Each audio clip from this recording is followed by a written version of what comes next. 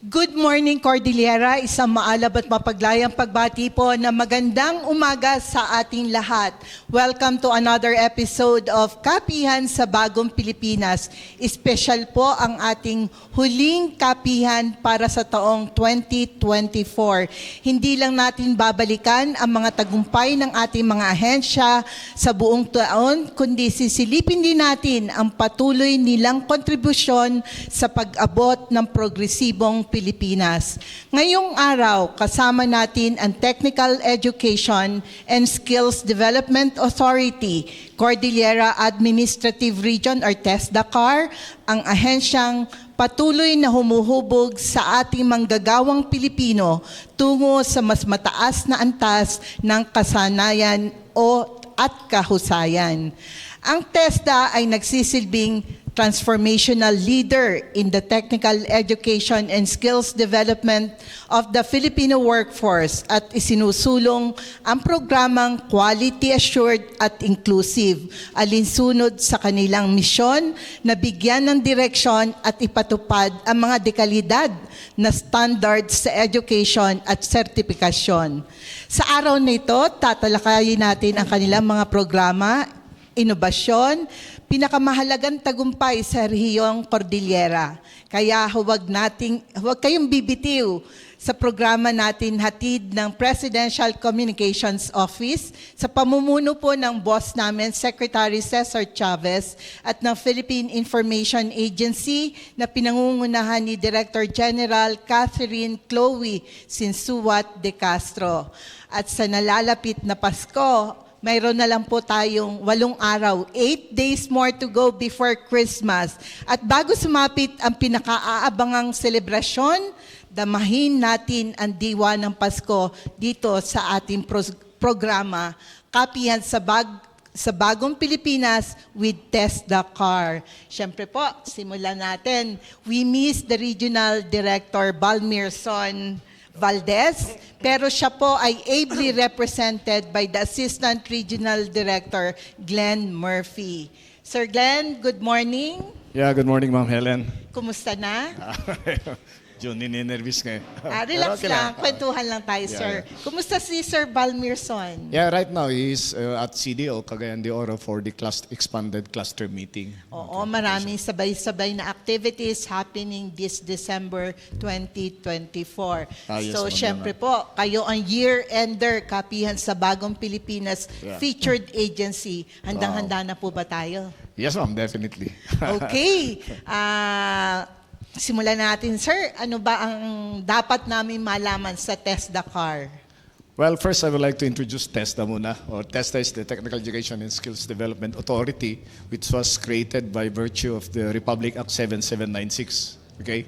Or otherwise known as the Technical Education and Skills Development Authority, that formerly integrates actually the National Manpower and Youth Council, the apprenticeship program of the Department of Labor and Employment, and the other one is the Bureau of Technical Vocational Education of the DepEd or DEX before. Okay, so, but ma'am, I would like to greet the other, our listeners and viewers of this Kapihan sa Bagong Pilipinas. Magandang umaga po sa ating lahat. We have with us our colleague from TESDA. We have the Provincial Director of TESDA Benguet, Dr. Arlene Cadalig. We have our colleague from the Regional Operations Division, CAR Region Office, headed by Ma'am Susan. Of course, our colleague from CSITE, or the Cordillera State Institute of Technical Education. Kompleto. Yeah. Full force ang TESDA-CAR, including beneficiaries. Yeah, tama yun. Okay? So, first, allow me, ma'am, to present the accomplishment of the Technical Education and the Skills Development Authority, Cordillera Region, for the year 2024. Allow me to begin by acknowledging our Regional Director, Balmyrson Valdez, along with other TESDA Regional Directors. He is currently in Bukidnon for a cluster meeting. In his stead, Assistant Regional Director Glenn will be sharing, yours truly, will be sharing this report on his behalf. Okay?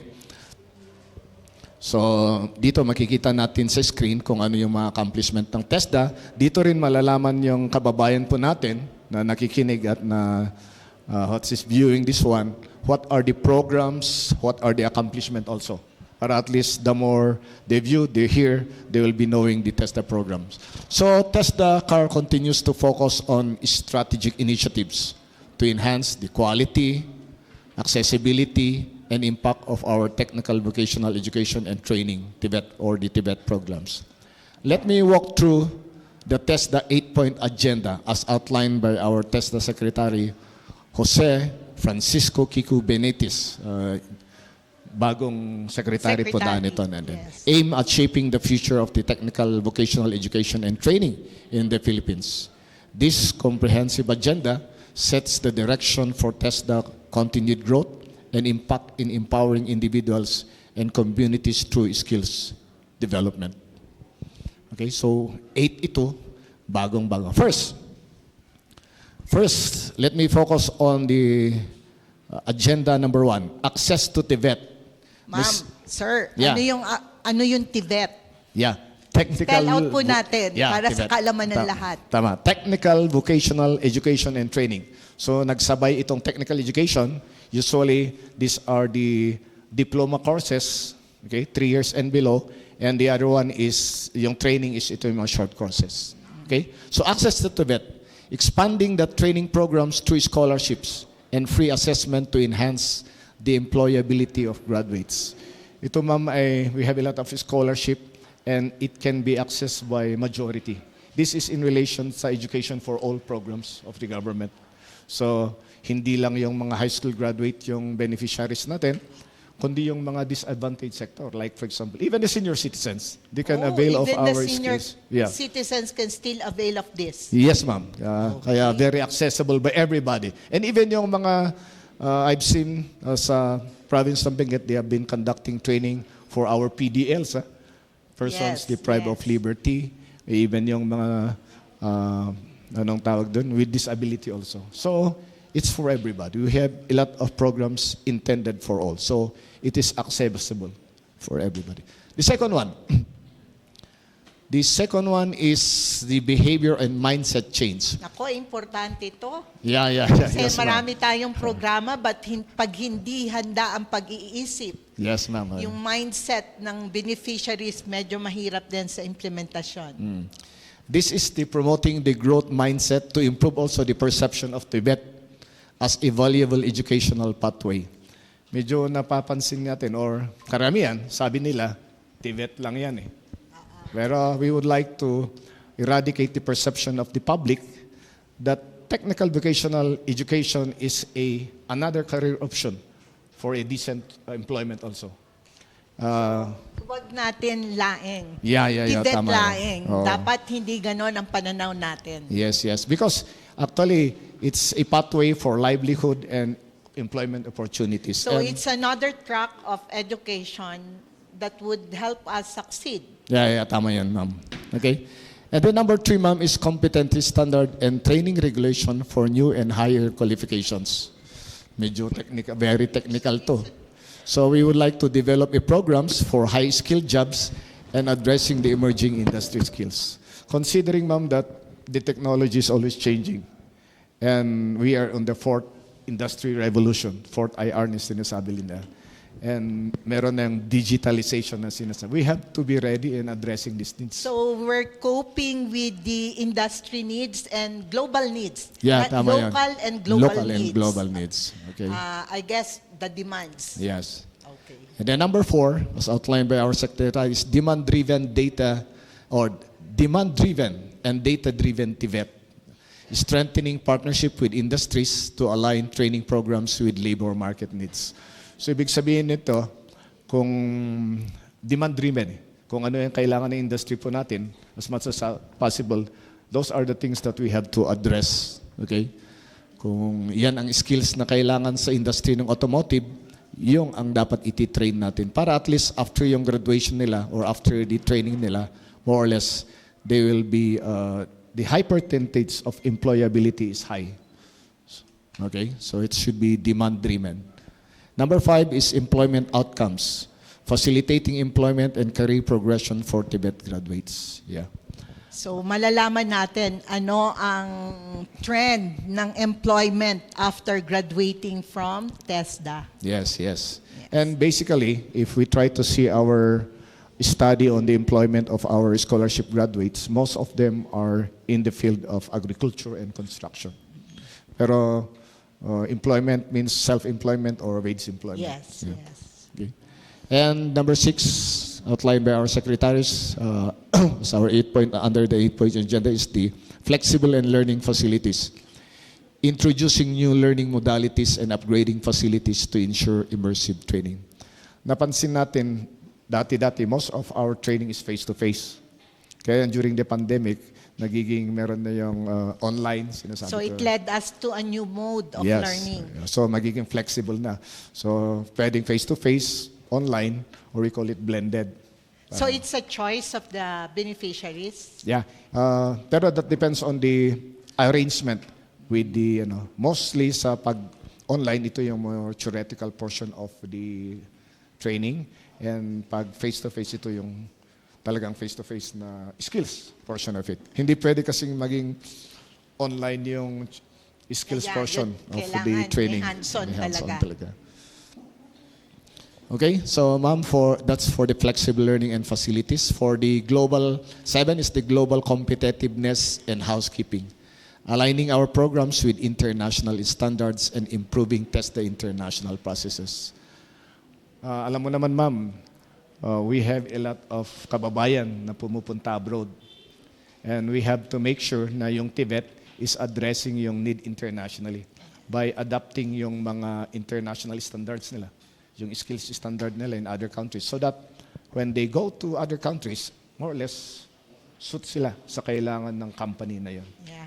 At even professionals, nag-a-upskill sila through TESDA. Yes, ma'am. Para when they go abroad, marami silang dalang, maraming baon, Yes, na kasanayan. we have a lot of engineers and technical people who go or undergo skills Training from TESDA. Yeah. And the last one is harmonization with senior high school curriculum, ladderization with higher education and lifelong learning pathways, enhancing opportunities for high school graduates, and integrating TESDA with the higher education for continuous learning. Yung high school kasi meron silang TBL track. And probably after high school nila, some of them will not push through to higher education. So for them to have a better chance of employment, we have to provide them skills training by providing them kung anong kailangan din ng industry. Para yun ang ituturo nila sa high school. So that's the Bible of TESDA, the TESDA's 8-point agenda. Yes, ma'am.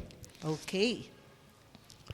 Okay, So moving on. So that's our that's our 8-point agenda as outlined by our secretary. That's our Bible. Tama yun, ma'am. So for let's begin, ma'am, with the trends of enrollment. Kasi training eh. So tingnan nga natin kung sa enrollment, graduation, 100% pa yung graduation. Sa assessment, kasi after may assessment pa para mabigyan sila ng national certificate. Certification. Oo. Yeah. And certification from 2022 to 2024. And for information, ma'am, and of course the public, TESDA is the only authority that provides certification for our skilled workers. And it's recognized nationwide and of course even abroad. Abroad. Yes, ma'am. Yeah. So for 2022, TESDA recorded 52,394 enrollees, out of which 51,407 graduated. So meaning to say, not 100% had graduated from the enrollees, achieving an impressive graduation rate of 98.12%.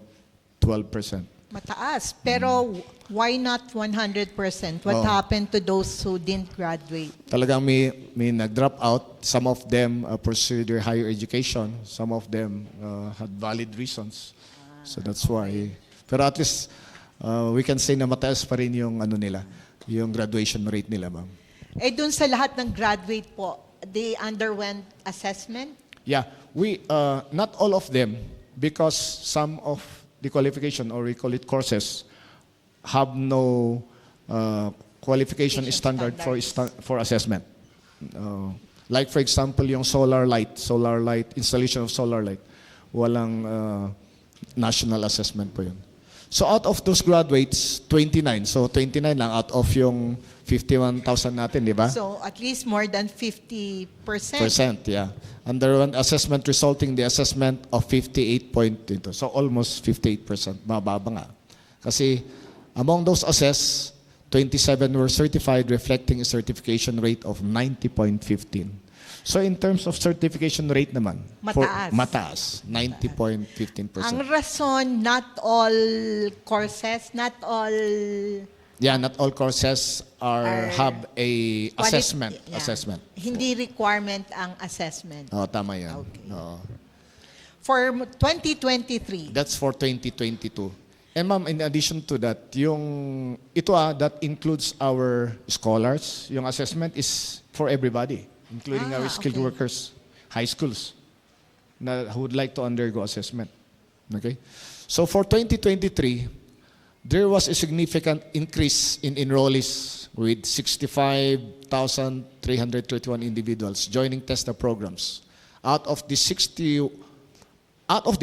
mga 61,000 graduated, marking a 94.65% graduation rate. tumaas tayo compared to 2022. Yes, ma'am. The number of assessed individual rose to 37 with an assessment rate of 61. Tumaas din yung who have undergone assessment. From those assessed, 33,935 individuals achieved a certification, reaching a certification rate of 89.87. Medyo bumaba ng Medyo konti. bumaba tayo na. But still, very good rate. Mataas pa rin. Actually, we have a target which is 92, if I'm not mistaken, Madam Susan, di ba? Sa national, yung certification rate should Mas be 92. mataas tayo. Actually, mababa ngayon. For the 2023. Okay. We are targeting, pero we cannot control this one. This is uncontrollable because they are not all of those who undergo assessment are not our students. Some came from private, some of them are skilled workers, some came from high school. High school. So, okay. So, ngayon naman po, for 2024. Yeah, for 2024, as of November 30, TESDA had already enrolled 66,611 individuals, and 62,000 of them have successfully graduated, maintaining a 94.13 graduation rate. So medyo na-maintain natin yung more than 90% graduation rate. Okay. So siguro mataas dahil some of the scholars, most of our scholars have what you call that one? Training support fund allowance. I just don't know. Pero that should not be the motivation of our students. So far, 32,307 graduates have undergone assessment, reflecting an assessment rate of 51. Again, medyo almost 50% ka dahil not all of the qualifications or courses have assessment packages. Among those 29,704 individuals are now certified, achieving an impressive rate of certification rate of 91.94% certification rate. So mataas pa rin yung certification. Yes, ma'am.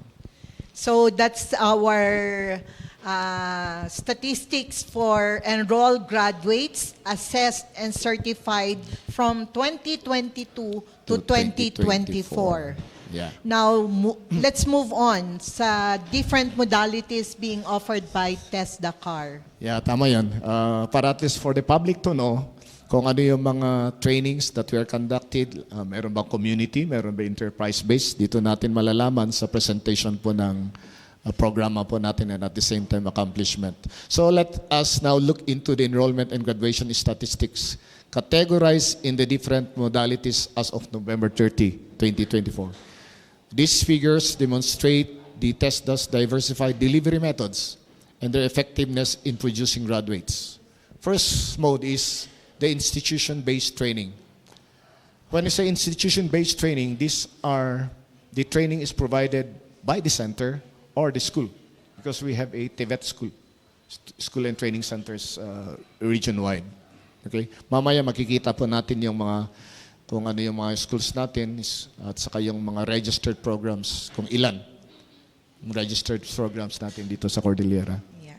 So for institution-based, how many enrolled and how many graduated for the period 2022 to 2024? This is 2024, ma'am, for the year na. For the year na. current. Yeah. So under our institution-based modality, As of November 30, 44,060 individuals enrolled, okay, and 40,355 graduated, reflecting a strong graduation rate of 91.59%. Okay, so that's for our institution base. And most of our training under institution base is covered by the scholarship program. Okay. Yeah. So libre. Yeah, libre. And these are being offered by, it can be not only by our institution, but also by the private. It's being sponsored by the government, or the scholarship or the fee is being paid by the government sa mga private school that is offering these TVET programs. So TESDA partners with different institutions. Yes, ma'am. Okay. Pero it should be accredited sila Yeah. and recognized by TESDA. That one, na modality na training natin, aside from the institution, we go outside. We go to the different barangays, municipalities. Communities. We call this the community-based training. For community-based training program, 15,837 individuals enrolled, and 15,000 successfully graduating, achieving an impressive graduation rate of 98.30%. If you compare it with the institution-based, mas mataas po yung graduates po natin yung sa community-based. The difference, ma'am, of the community-based and the institution-based is, itong mga community-based natin is usually 3 days to 15 days training, and it's being done in the community. Kung ano yung resources sa community, in tie-up with the local government unit and other national government agencies. Ito yung collaboration program eh. Yun ang ikakandak nating training. Like for example, sample lang. For example, it so happen in a certain, kunwari in Mountain Province, they have a lot of tiger grass or rattan. For example, you can have a training on basket weaving. Ganun. Kasi those are the resources. Just like in Apayao, where I am the President Provincial Director, meron silang runo na sinasabi. These are the stick, yung stick, runo eh. Now, considering that in Apayao, they have a lot of runo along the way. Okay? Yun ang resources nila. Yun ang ginagawa nila na parang basket din at saka yung paglagyan ng mga gift. So, handicraft po yun. Okay? So, that's the under community-based training program. And sa community-based training program, the educational attainment and type of client, open. Okay? Regardless of who you are, as long as you are interested sa training na yan. So that's the difference sa institution-based training. Oh. So nung basta interesado ka, would like to undergo training, it's open. Pwedeng mag-apply na lang. Yeah. Basta 15 years old and above. And above is unlimited na yun, ang above. Kung Okay. kahit 100 ka, kung kaya pang mag-undergo ng training, then pwede pa rin. And the last mode of training natin is, ito yung enterprise-based training. When you say enterprise-based training, this is conducted in a certain company. In Sa isang industry. Establishment. Okay? The ABT modality recorded, mas mababa to. 3,747 enrollees, out of which 3,514 graduated, yielding a graduation rate of 93.78. Mataas pa rin ang graduation rate natin. Yeah. We are encouraging yung mga private. Actually, some dito sa Baguio, I know that some of yung mga international companies natin are conducting industry-based training programs. Like for example, we're preparing our graduates kung ano ang demand ng ating mga enterprises. Industry. Yeah, tama yan. Para at least akmang-akma. And at the same time, the purpose of this one is for them to have a manpower, pooling of manpower na available in case na they will be expanding, at least meron na silang na-train. And the last one is the monitored programs. Alam mo, Ma'am Helen, Siyempre, importante to. with my experience pala, TESDA, akala ko marami palang players na in the provision of skills training program.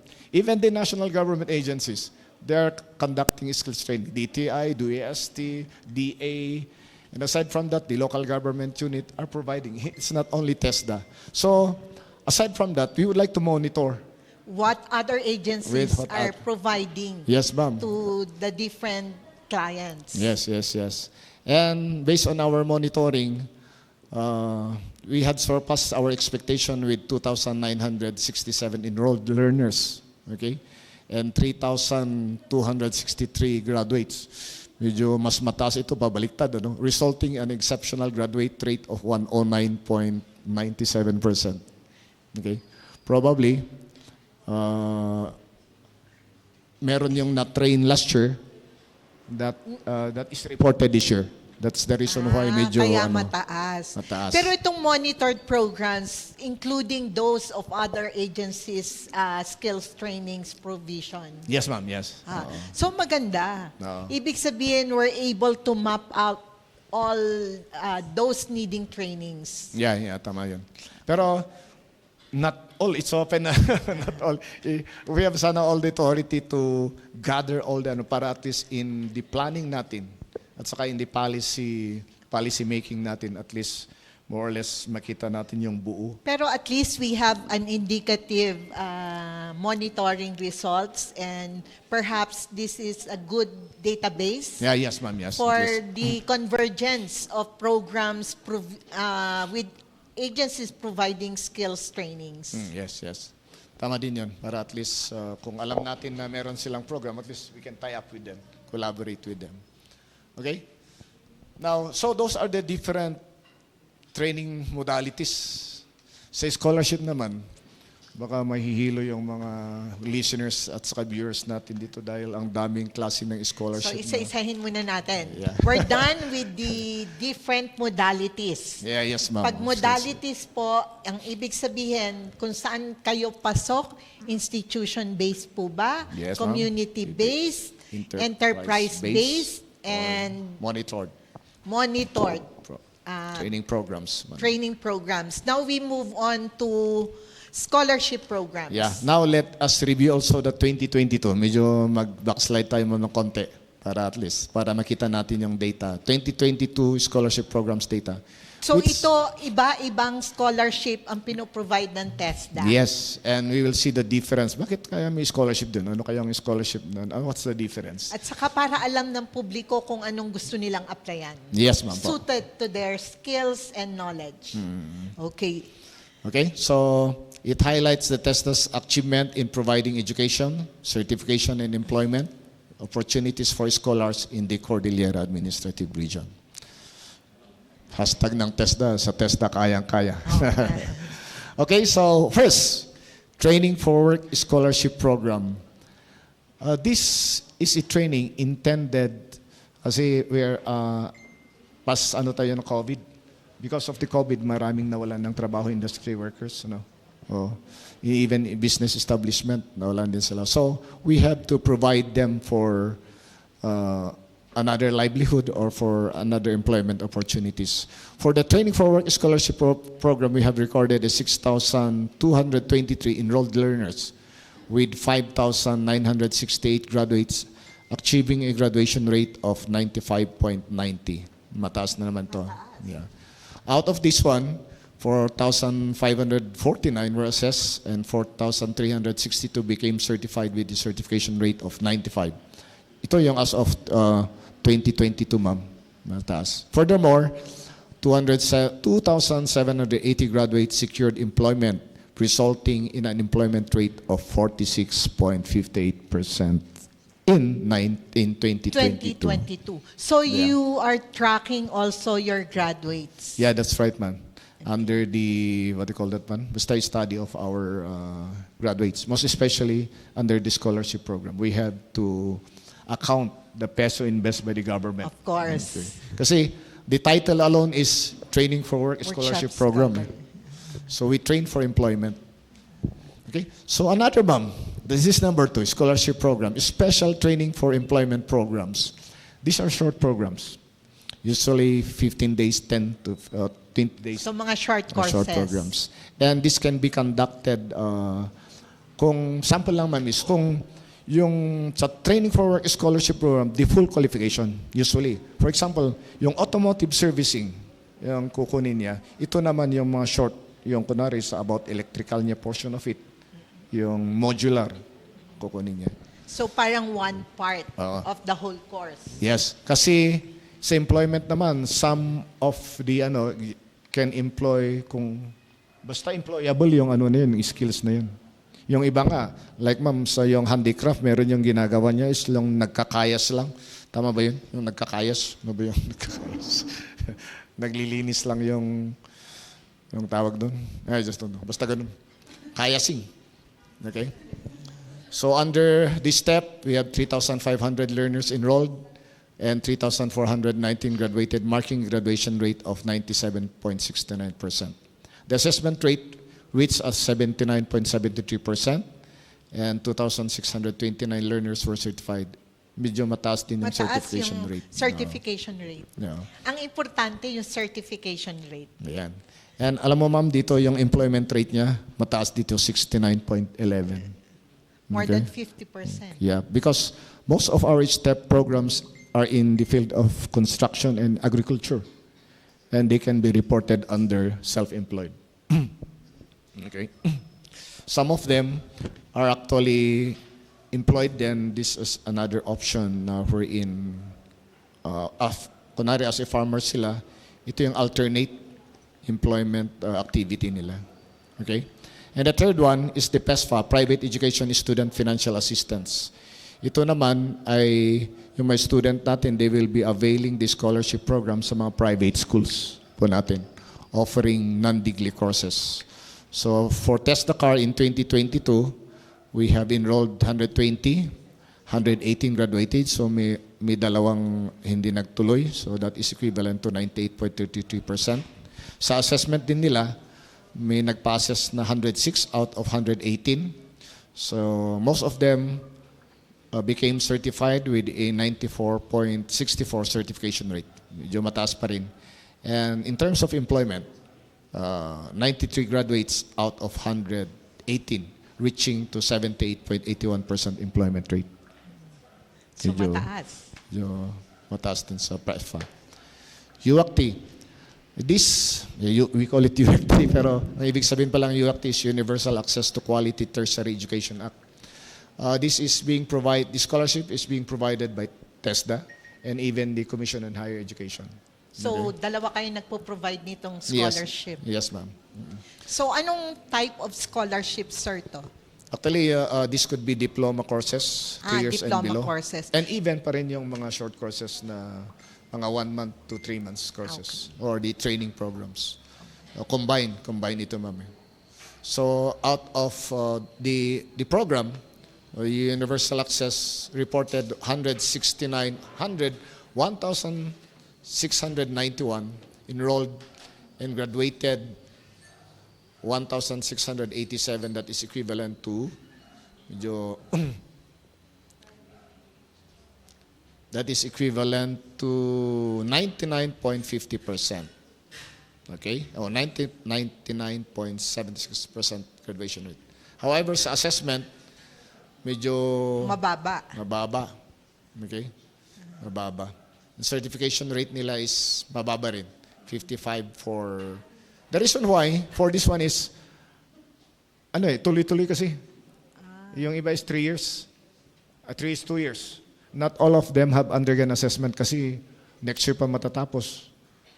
So not all of them have undergone assessment. So they'll have to complete first the course. Yes, ma'am.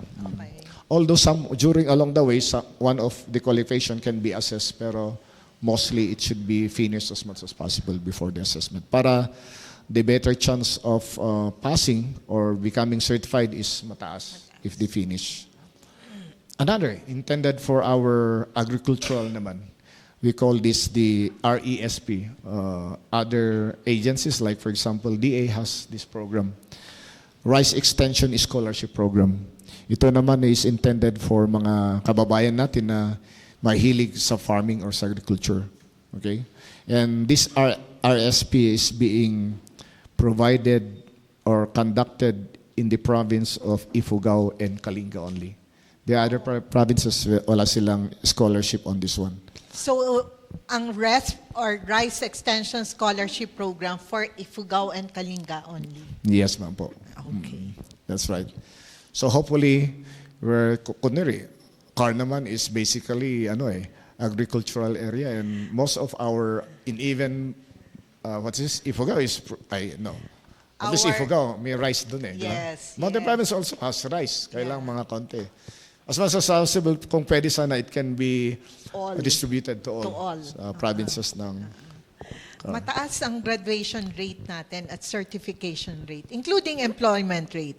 Oo nga, 100% certification rate at saka yung employment rate ay mataas. Kasi if they are a farmer, then they upgrade their skills, then they are considered Yeah. employed.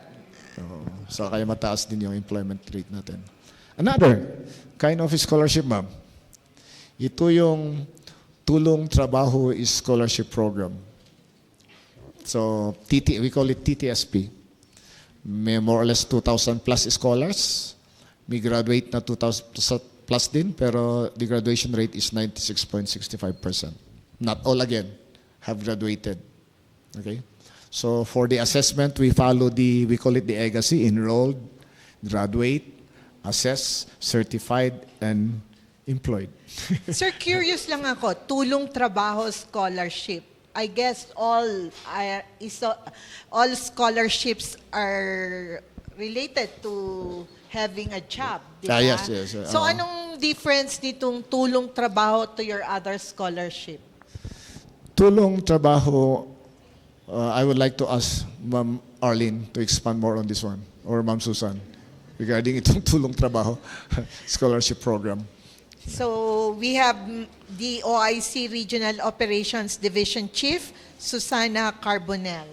Ma'am Susan? Yes, go ahead. Okay, good morning po. Opo. Okay. Yung pinagkaiba po ng tulong trabaho, ito po yung kumbaga nandun na sa kumpanya, enterprise na siya. But it doesn't stop yung hindi pa rin nasa kumpanya. Ito yung parang, yung may gustong, halimbawa meron na siyang skill, gusto pa niyang dagdagan yung other skill niya. Kaya Tulong Trabaho Scholarship Program. So, upskilling. Upskilling, it can be reskilling, o yun, augmentation ng kanyang skills po. Like kami, kung gusto pa rin namin, doon Yes kami po. sa Tulong Trabaho papasok. Yes po. So we can also enroll. Lahat po ng Filipino citizen, ma'am, na gustong mag-undergo, mag-upgrade, mag-in-skill, pwede po. Thank you. Wow. Okay. Okay, thank you, Ma'am Susan. And the other one, number 7, is DOTR, Department of Transportation Scholarship Program. We know very well that we have the Modernization Act. Lahat po ng PUG natin as much as modernize. And of course, with that, some of them will be displaced. So with that, meron tayong program, na skills training program, not necessary driving, or it could be somewhat related, kunwari as an operator.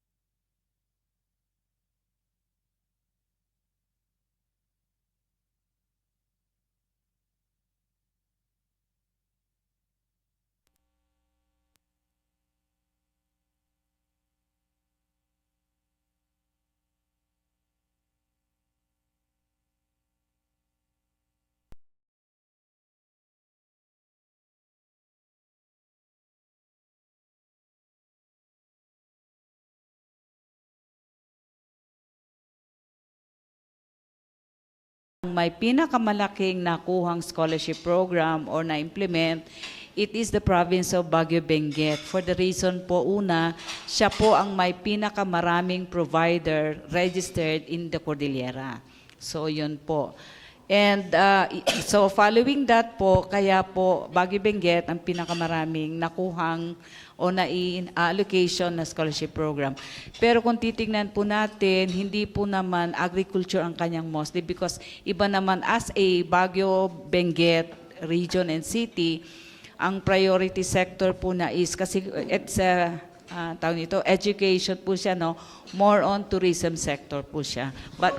More on tourism. Yes po, but if we are to aggregate the 6 provinces, kasi yung iba, agri po.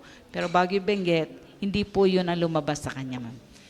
Okay, so sa mga probinsya, ano ang pinaka-highest availment?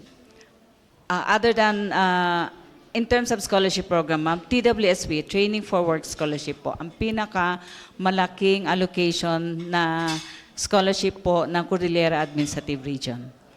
Among all other regions? Among all other region po, if we are to rank, hindi po, nung tinignan ko po, medyo ang Cordillera Administrative Region nasa baba, if not number 13, 14. Because of the population and the land number area. of TVIs registered in the area po. Okay. And we are a small region po, ma'am. Thank you po. Okay. Okay, go ahead, sir. Okay. So overall, anong assessment natin? Ilang scholarship programs that we have?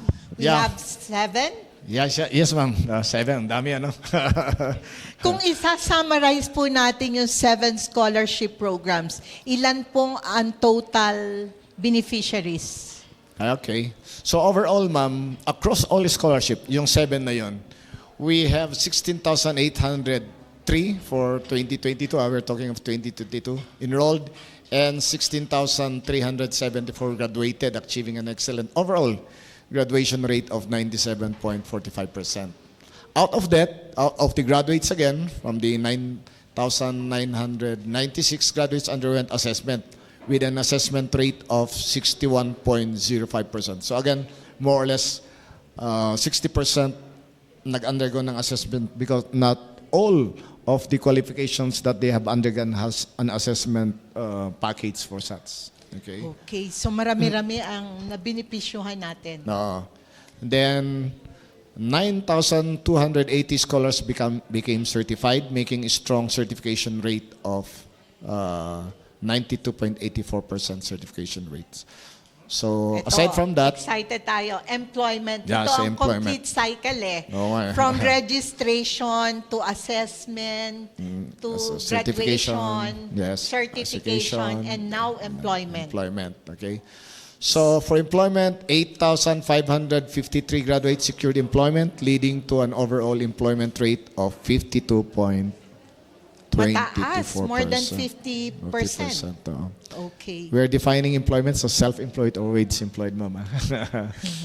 And sometimes, kasi most of our, nabanggit nga, most of our employed is in agriculture, we report them if in case during the survey, nagtatrabaho sila. Pero it so happen na meron kasing employment na seasonal eh. Like for example, in the field of construction. So kung during the survey, employed sila, then they are considered employed. Okay? So for 2023, let's continue, ma'am. For 2023, TESDA-CAR continued its strong performance. Under the Training for Work Scholarship Program, ma'am, 4,600 enrollees were recorded with 3,211 certifications and 1,758 employed. Okay? So hopefully our listeners at saka yung viewers natin at the they are noting yung itong what's this TWSP or step na ito. Kung ano ito. Mataas yung more than 50% employed sa ating TWSP. Yes. Training for work. Ma'am, it boils all scholarship ultimate goal really is employment. Kaya puro employment. Yung E is employment. So Pero this, syempre, ang maganda, we're preparing our beneficiaries to be employed. yes. Like equipping them with knowledge and skills. Although we know very well naman na yung employment talaga medyo mahirap din. It's a concern nationwide. Pero at least when we equip them, lot of skills, at least the probability for them to be employed or self-employed is at least mataas. Okay? So this STEP program remains consistent, recording 3,403 enrollees, 2,827 certifications, and 1,707 employed. Under the 𝐓𝐄𝐒𝐃 naman, or TTSP, recorded substantial results. That is for the 2023 data in terms of enrolled, graduates, assess, and certification rate, and even employment rate po, ma'am. Okay? Wow, updated as of December 13, 2024. Yeah, yung 13. Kailan pala yung 13, ma'am? Last week. Last week. Alamin natin, maganda ang Pasko ng TESDA-CAR with their outstanding performance. Tingnan natin as of December kasi hindi pa tapos, ma'am eh.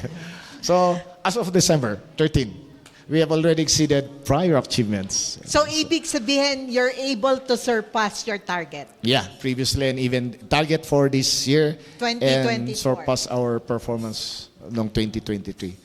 So under the Training for Work Scholarship Program, we have 4,832 individuals enrolled with 1,585 certifications and 664 employed.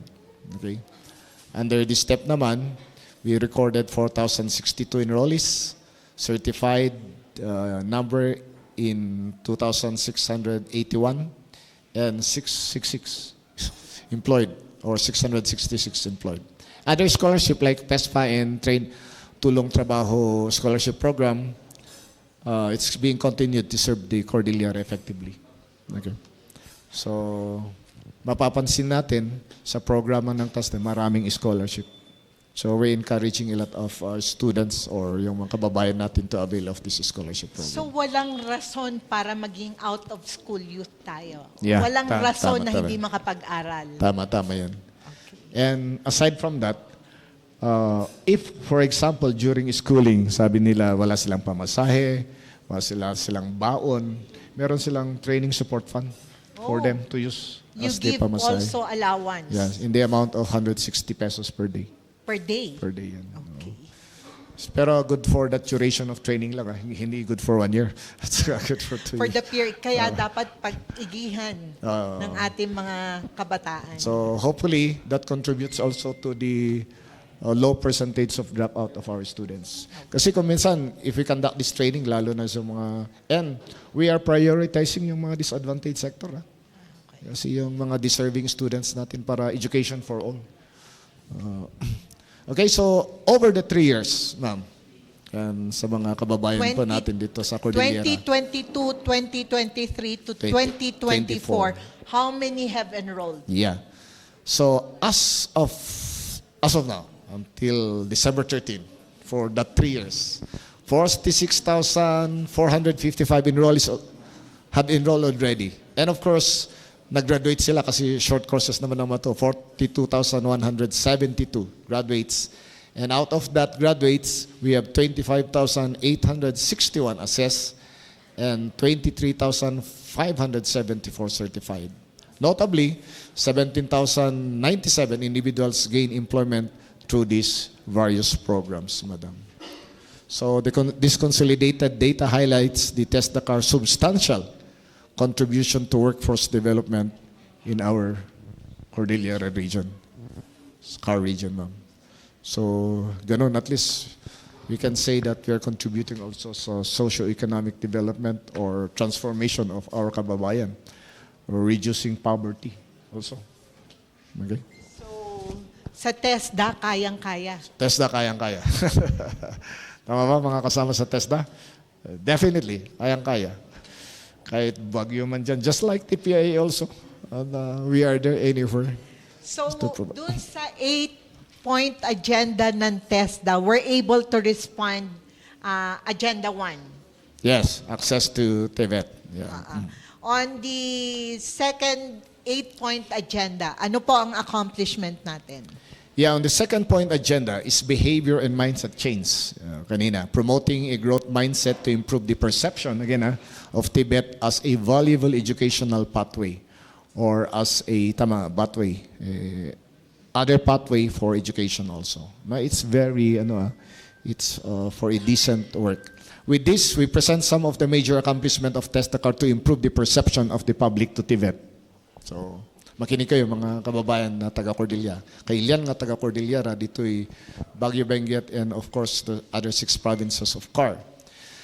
Alam mo ma'am, the city of Baguio, okay? The city government of Baguio led by our active mayor, Benjamin Magalo, bags the 2024 National Kabalikat Awards under the local government unit category or LGU category and recognition of its invaluable support to the Philippine Technical Vocational Education and Training. So 2024, ngayon yan So congratulations to Baguio City Government. Yeah. So, dito mo malalaman ma'am na hindi lang pala TESDA ang nagbibigay ng Tibet training. Even local government local government, they allocate funds for it. Okay? They conduct training in partnership with various agencies. And at the same time, nag-donate pa sila actually ma'am ng ng lot for our innovation center. Alam ni Ma'am Arlene na nakasinasusan kung saan. Okay? So the annual kabalikat, or the Director General, Jose Francisco Kiko Benitez, led the annual ceremony on August 22. This is in relation to the celebration of the TESDA anniversary. As we celebrate our anniversary on the month of August at the World Trade Center, Metro Manila in Pasay City. This annual Kabalikat Awards is one of the TESDA's institutional awards that recognizes the effort of the TESDA's most active and outstanding partners who have assisted the agency in promoting, enhancing, and implementing Tibet training programs that have resulted in better employability of Filipino skilled workers. Sir, tanungin ko lang, Baguio City lang po ba ang recipient ng Kabalikat Award? Yeah, for this year. Kasi every year we are, we are screening kung last year nga meron tayong winner I know the province of Mountain Province was also a previous winner. Okay. But nationwide, we're the only winner. They are one. Wow, One. congratulations. Among all other regions and city. Yeah. Congratulations. So, they are the national awardee pero meron pa rin silang kasama naka-partners from the various various areas. Alam mo ma'am, pwedeng even the national government agencies can be Can vie for this award. Can vie for this award. Marami tayong category ito.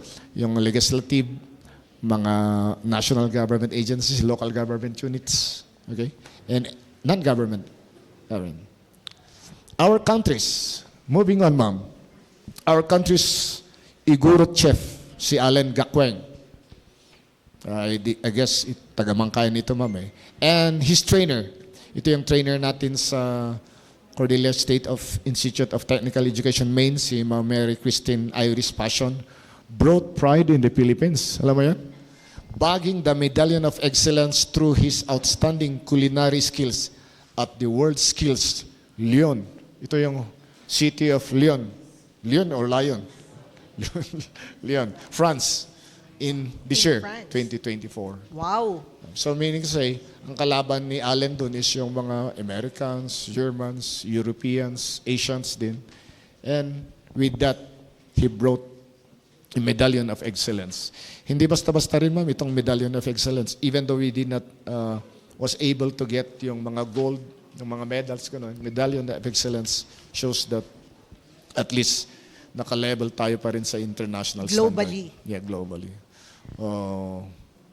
Nung tawag doon, umatikabong. Sayang, sana inibitahan natin si Igor at Chef Allen Gakweng.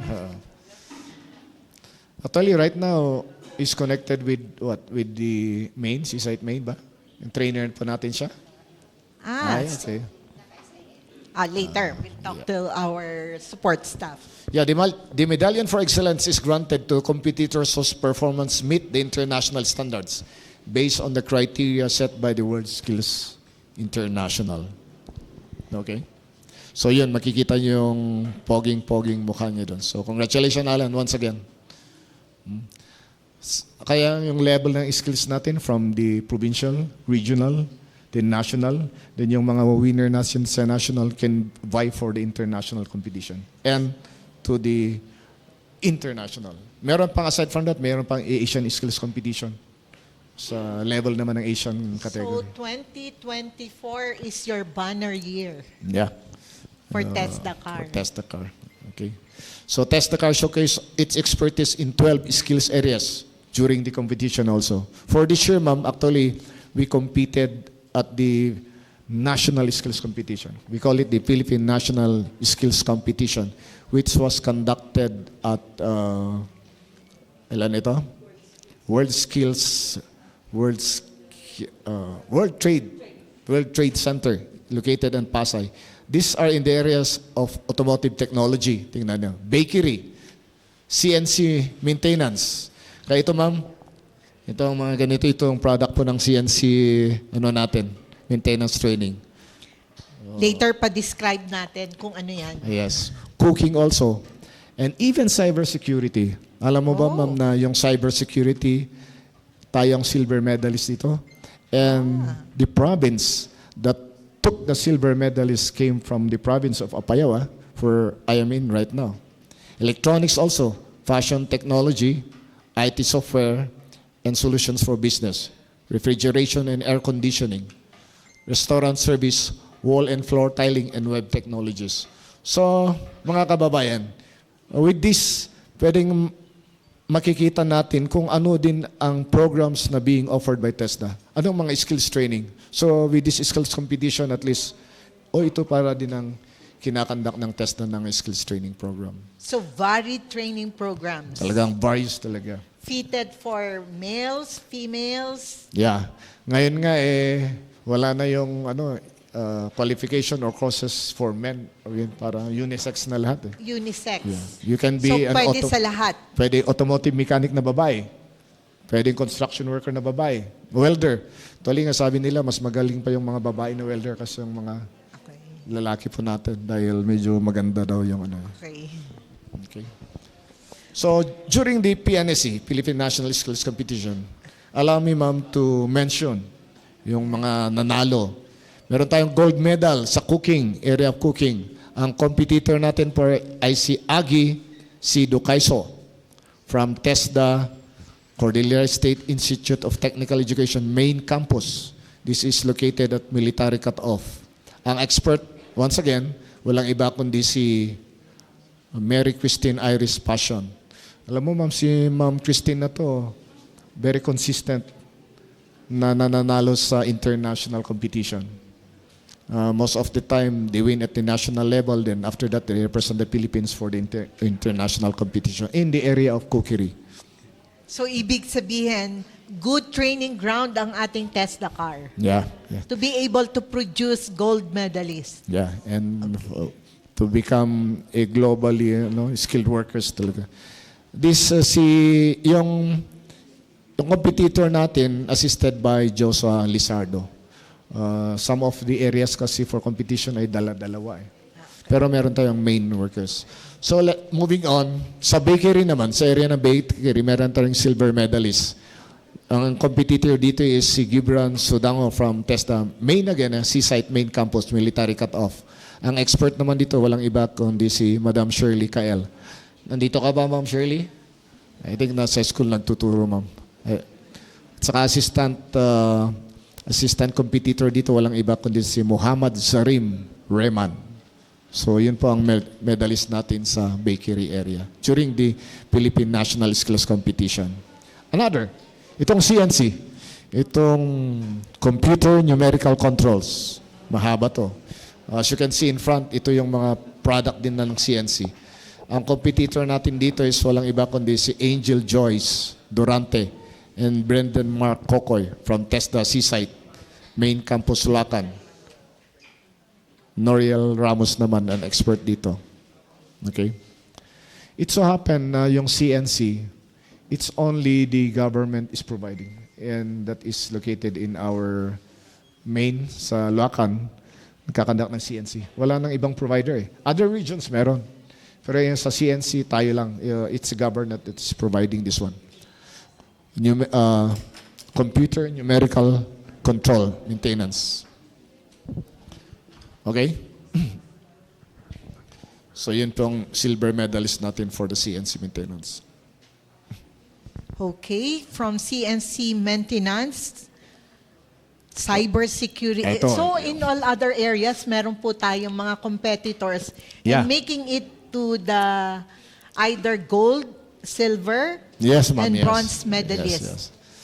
For Tali- cybersecurity. For we have- cybersecurity, medyo excited ako dito kasi from Apaya ito, ma'am. Kaya nga po May bias, ano? At saka cybersecurity, Kaya nga When you look at Apaya, We have from Apayao. tinalo na ibang Baguio Benguet, cybersecurity. Kaya nga, silver medalist on cybersecurity. Yeah, it's happened our competitors came Parang from... curious, sir, ako.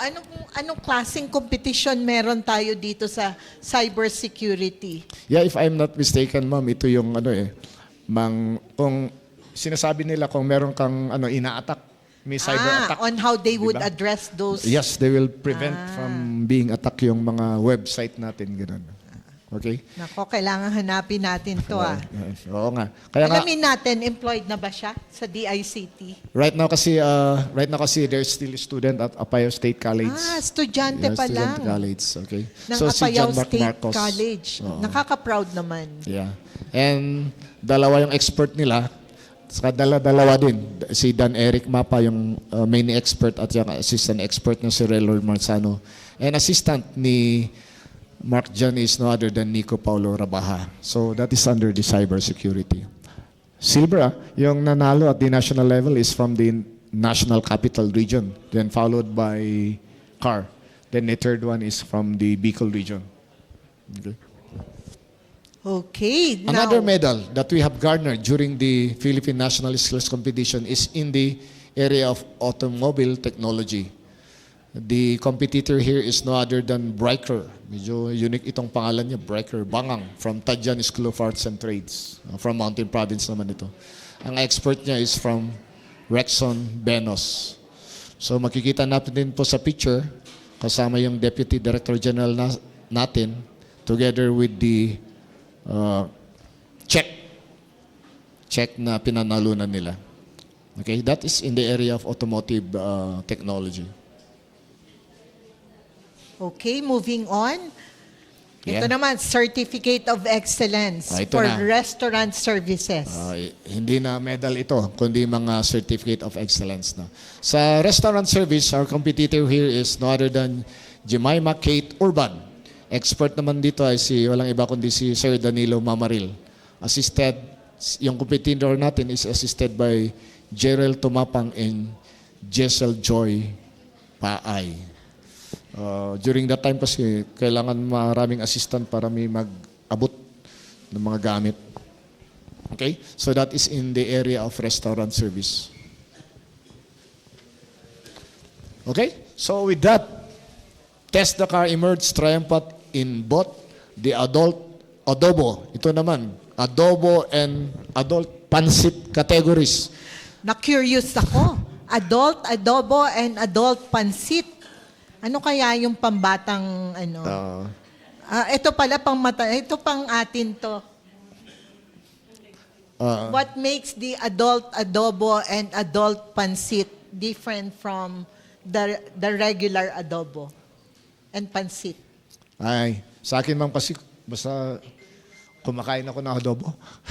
Basta, si Ma'am Arlene kasi sila... This is a category. Category po ito, pero ano ang ibig sabihin ng adult adobo? Yan. So whether it's a category or a menu, anong ibig sabihin ng category na adult adobo and adult pansit? Yeah, I would like Ma'am Arlene Susan to... Carbonell? Si Ma'am Arlene. Kasi they join... we have the... Okay. For the backgrounder po ito po ay nagkaroon ng competition paano magluto ng adobo at saka pansit. So lahat po ng region niya nagbigay ng kani-kanilang kumbaga contestant. Kaya po ito ginawang adobo. Ito po yung pinaka-common, di po ba ma'am? Yes. Sa lahat ng rehiyon may mga adobo. But this time po, ang ginawa po natin for the Cordillera, nilagyan natin ito ng touch of Cordillera when cooking the adobo and the pancit.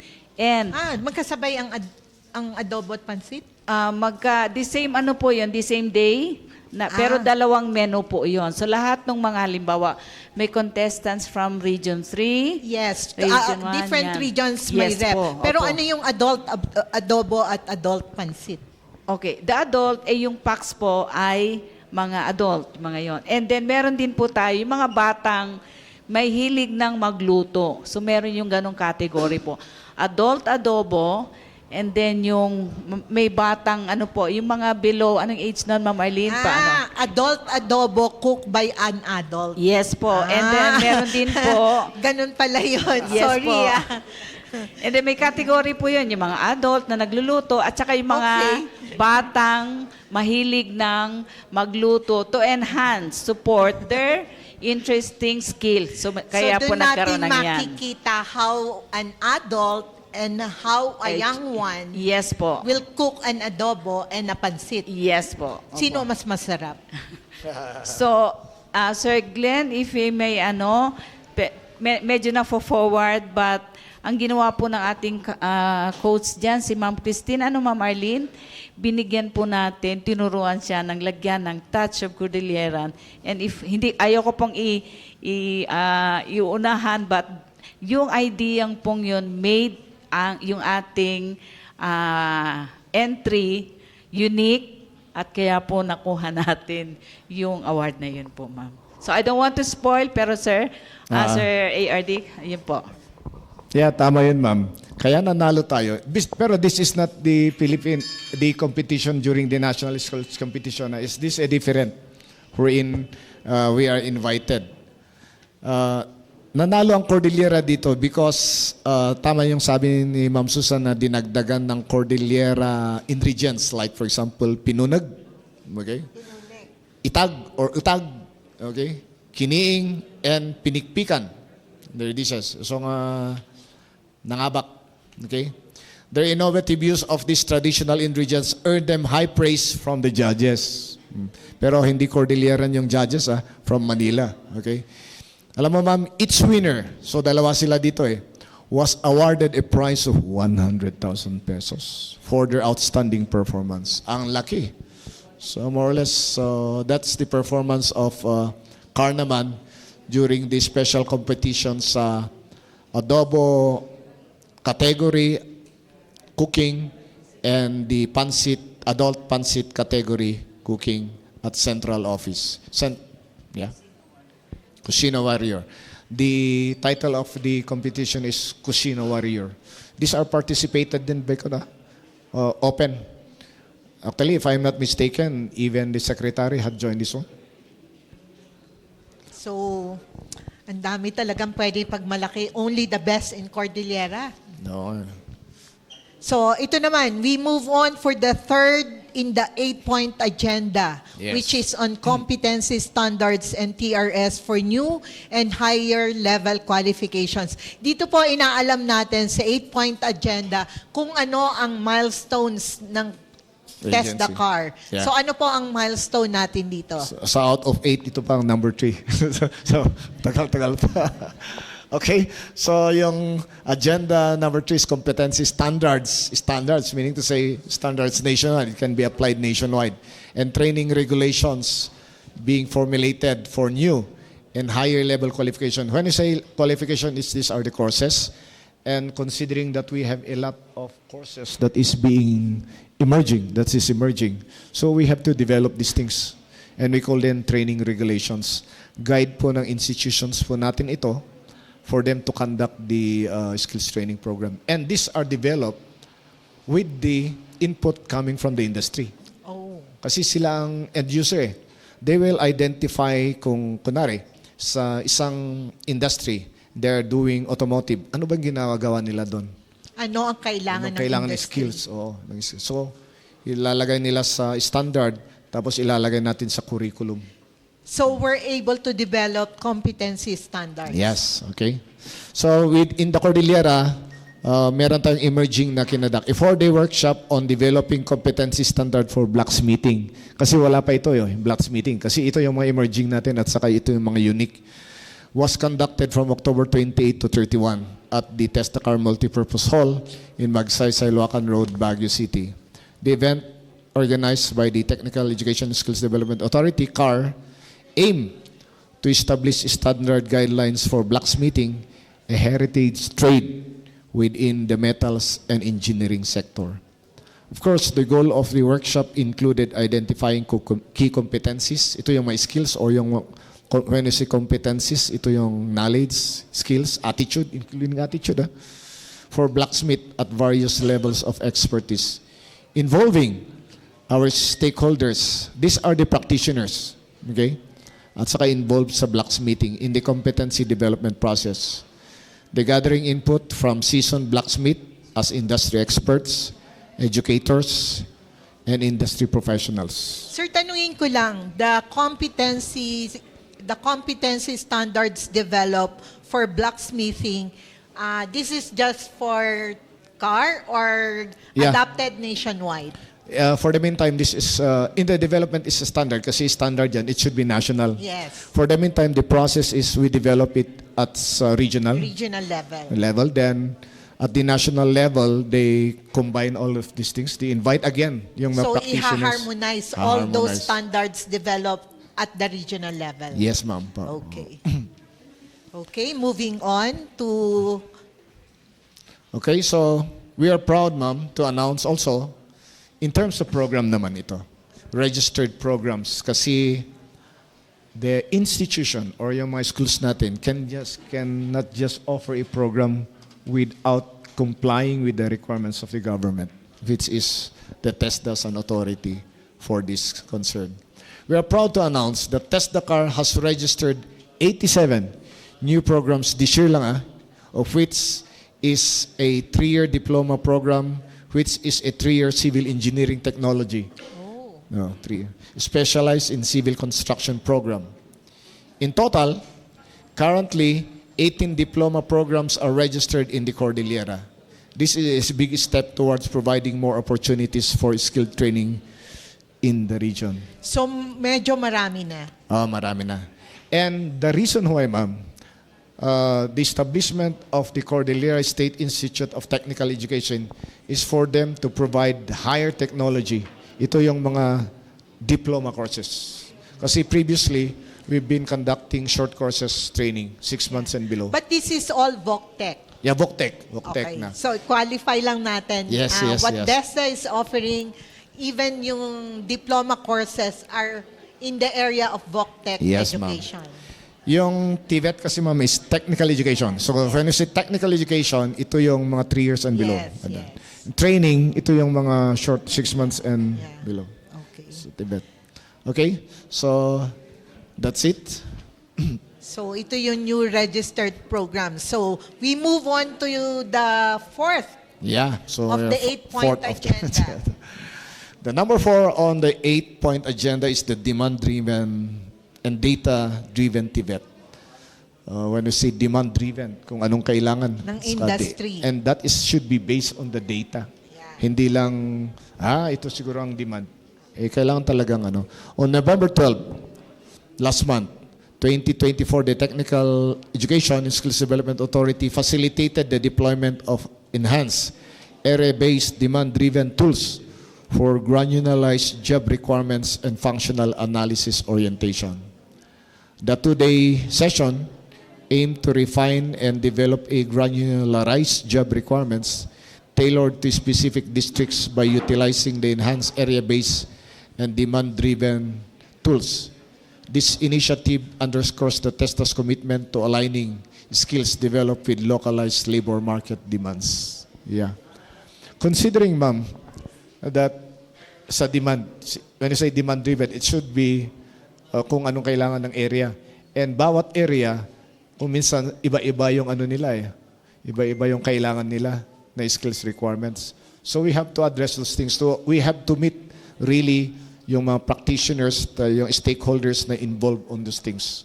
So recently, all provincial offices have undergone this demand-driven granularization job requirements na ginawa. Okay? So that is for the Enhanced Area-Based Demand-Driven, ABDB. Para maka-align naman yung ginagawa natin sa kailangan ng mga industries natin. Number 5. Number 5 is the employment outcomes. Okay. Aside from the reported employment rates earlier, the TESDA-CAR 6 provincial offices conducted its World Cafe of Opportunities, or we call it WACO, cum National Tech Book Day last August 2024 in celebration of the TESDA anniversary. A total of 3,172 clients were served, mas marami ito ma'am, with 59 hired on the spot, or we call it HATS, and 147 categorized as near hired. Okay? The services provided during the World Cafe opportunities included job facilitation, a government one-stop shop, TVET enrollment, skills demonstration, and the distribution of training support fund allowance. Okay? Maganda ito ma'am because we are linking our graduates to the company. Just like what pero we combine natin yung other activities. Like for example, demonstration. We had invited the other government agencies to present kung ano yung mga different programs nila so that our TVET graduates or TechBook graduates will be availing of those things. Like for example, GSIS, SSS, kung ano man yung programa ng ano. Or like for example, yung LTO, meron silang licensing. They should be provided it should be provided sa mga graduates po natin ng TVET. Okay? And at the same time, opportunity for them also to enroll and know the different TVET programs offered by the public and private institutions po natin dito sa CAR. Aside from that also, may bibigyan sila ng allowance. We call it the training support fund allowance. So, walang talo dito. Yeah. Walang talo. Because TESDA is helping not just providing access, but the totality of all. Yeah. Yung education, capacity building, and even employment. Yes, ma'am. Yes, ma'am. A lot of opportunities also na through the invitation, through our invitation sa mga various agencies also providing their programs. So let's move to the agenda number 6. How TESDA responded to agenda number 6, which is flexible learning and facilities. Yeah. So the flexible learning and facilities online program. We have the TESDA online program. Makinig kayo dito mga student po natin. It's a web-based platform that offers free massive open online courses, okay, for the technical education and skills development of the Filipino workforce. We can access this through online, ma'am, and can be provided with certificate immediately.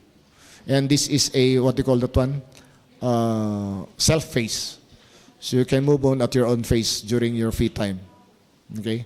Then at the end of the training, you can print your certificate there.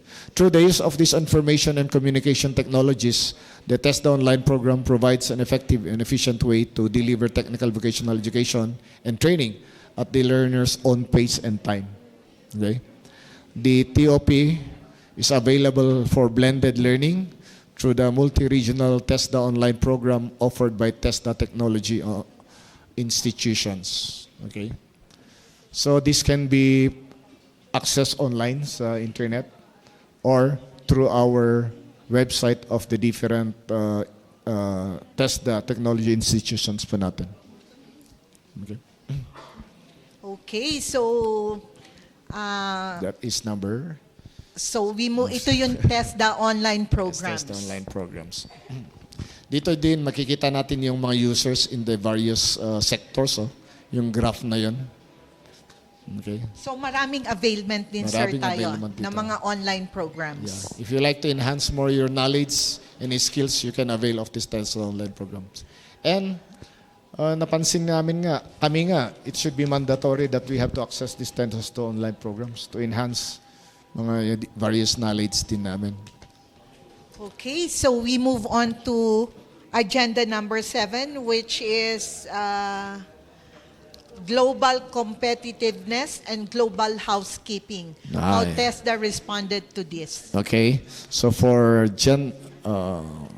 what's this? For the for the seventh pala, global seven. competitive, good housekeeping. Aligning our programs with international standard and improving TESDA's internal processes. As part of our drive for excellence, we are aligning our TVET with international standards. That's the reason why we participate in the international competition, you know, to ensure that our graduates are globally competitive. Okay. Number 7 in the 8-point agenda is a global competitiveness and good housekeeping.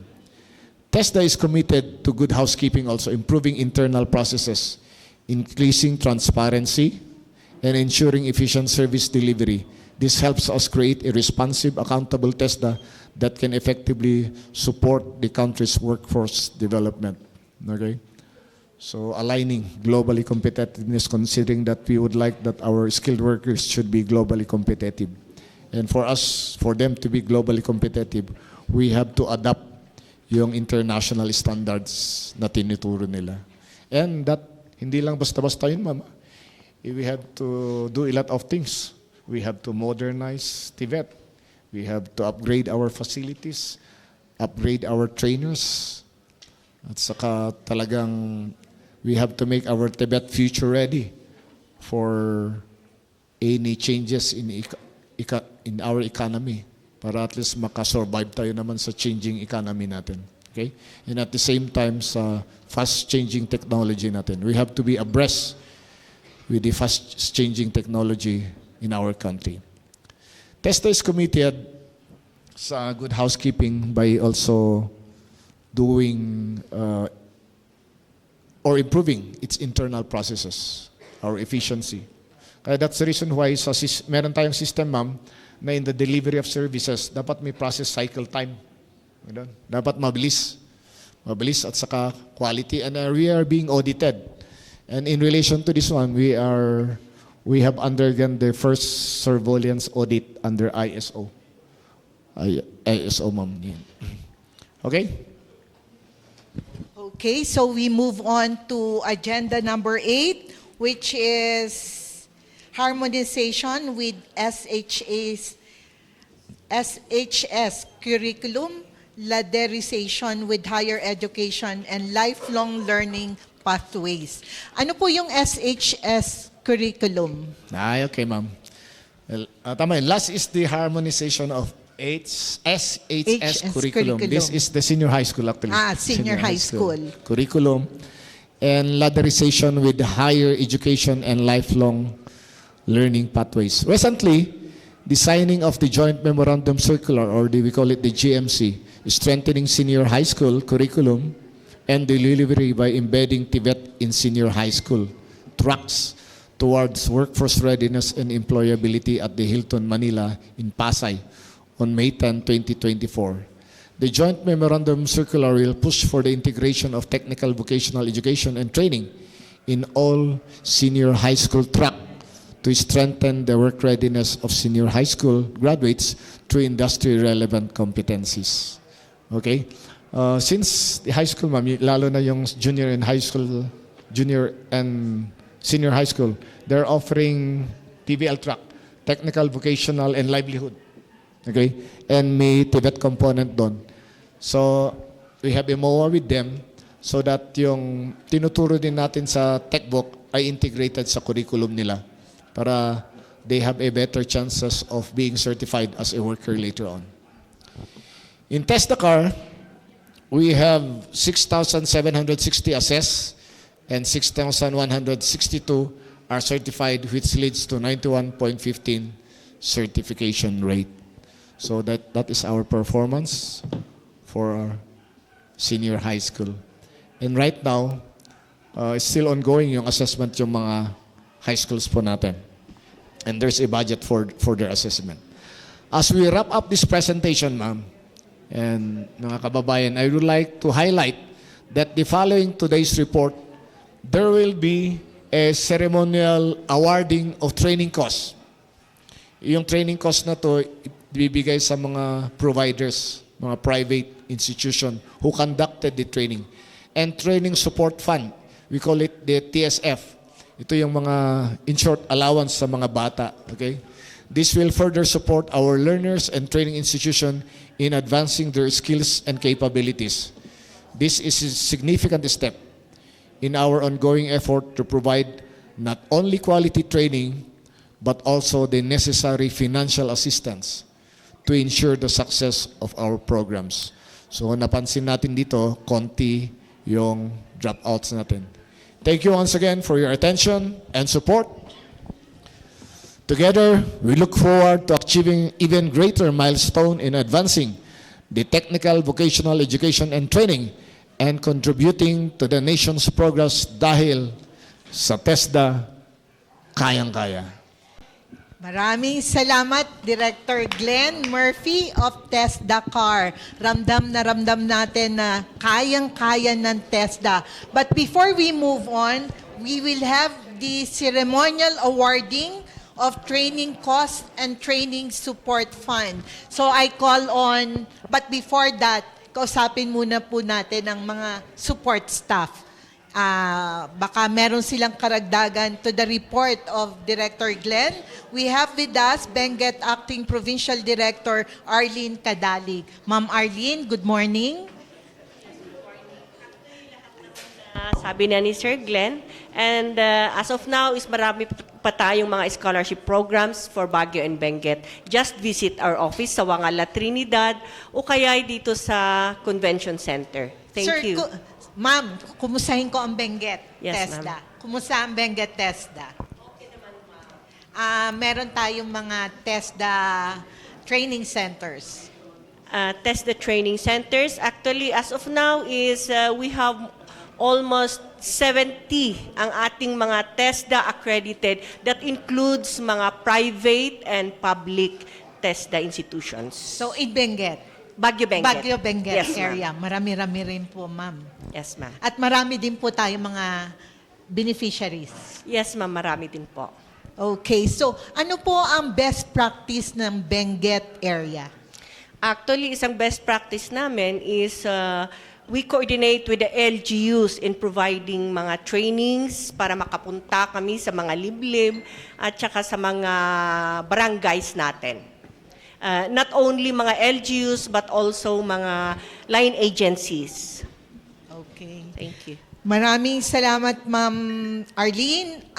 Balikan natin si Ma'am Susan. Ito yung mga magkakasabay ata tayo, Ma'am Susan, ano? It goes with our age, di ba? So, Ma'am Susan, kumustahin ko ang operations ng TESDA? What makes TESDA have so much milestones to speak of and be proud of what we have done here in CAR? Thank you po. Muli magandang hapon po sa ating lahat. Well, TESDA-CAR po, medyo we are proud to say na hindi naman po nahuhuli as far as the accomplishment ang CAR. Hindi po tayo nasa baba. And ang alam ko po, we are nasa top 5 or 7 po ang CAR. Kumbaga, not in the bottom. At ito po ay dahil sa patuloy na suporta po ng ating mga partners, industry man, public, LGUs po yan, and all. Marami pa po tayong dapat ito-train na ating mga kasama dito sa ating rehiyon.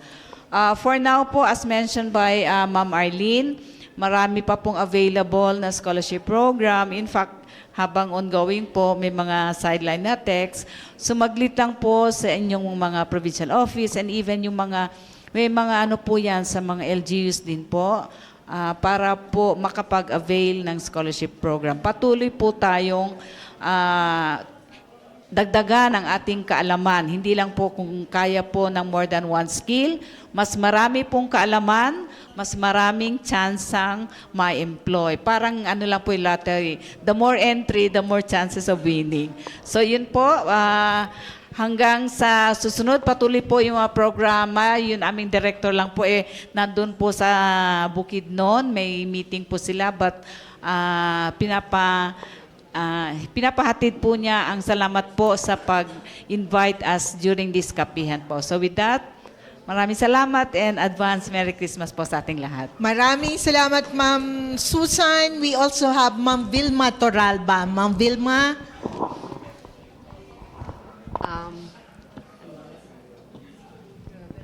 Okay. We are inviting the viewers also na pumunta po sa ating mga institutions. Meron po tayo sa Cordillera State Institute of Technical Education, main campus. Dito po sa tabi, kapitbahay lang po ni PIA. Ito po katabi mismo ng PFBR gym. And we also have annex po, Cordillera State Institute of Technical Education, Annex. Sa Loakan po yon, katabi po mismo ng regional office ng TESDA. Ang mga kurso po na ino-offer natin sa CSITE main campus, dito po sa military cut-off, ay more on tourism. So more on yes po. tourism area, Yes, tourism sector. Yes po, sa tourism sector.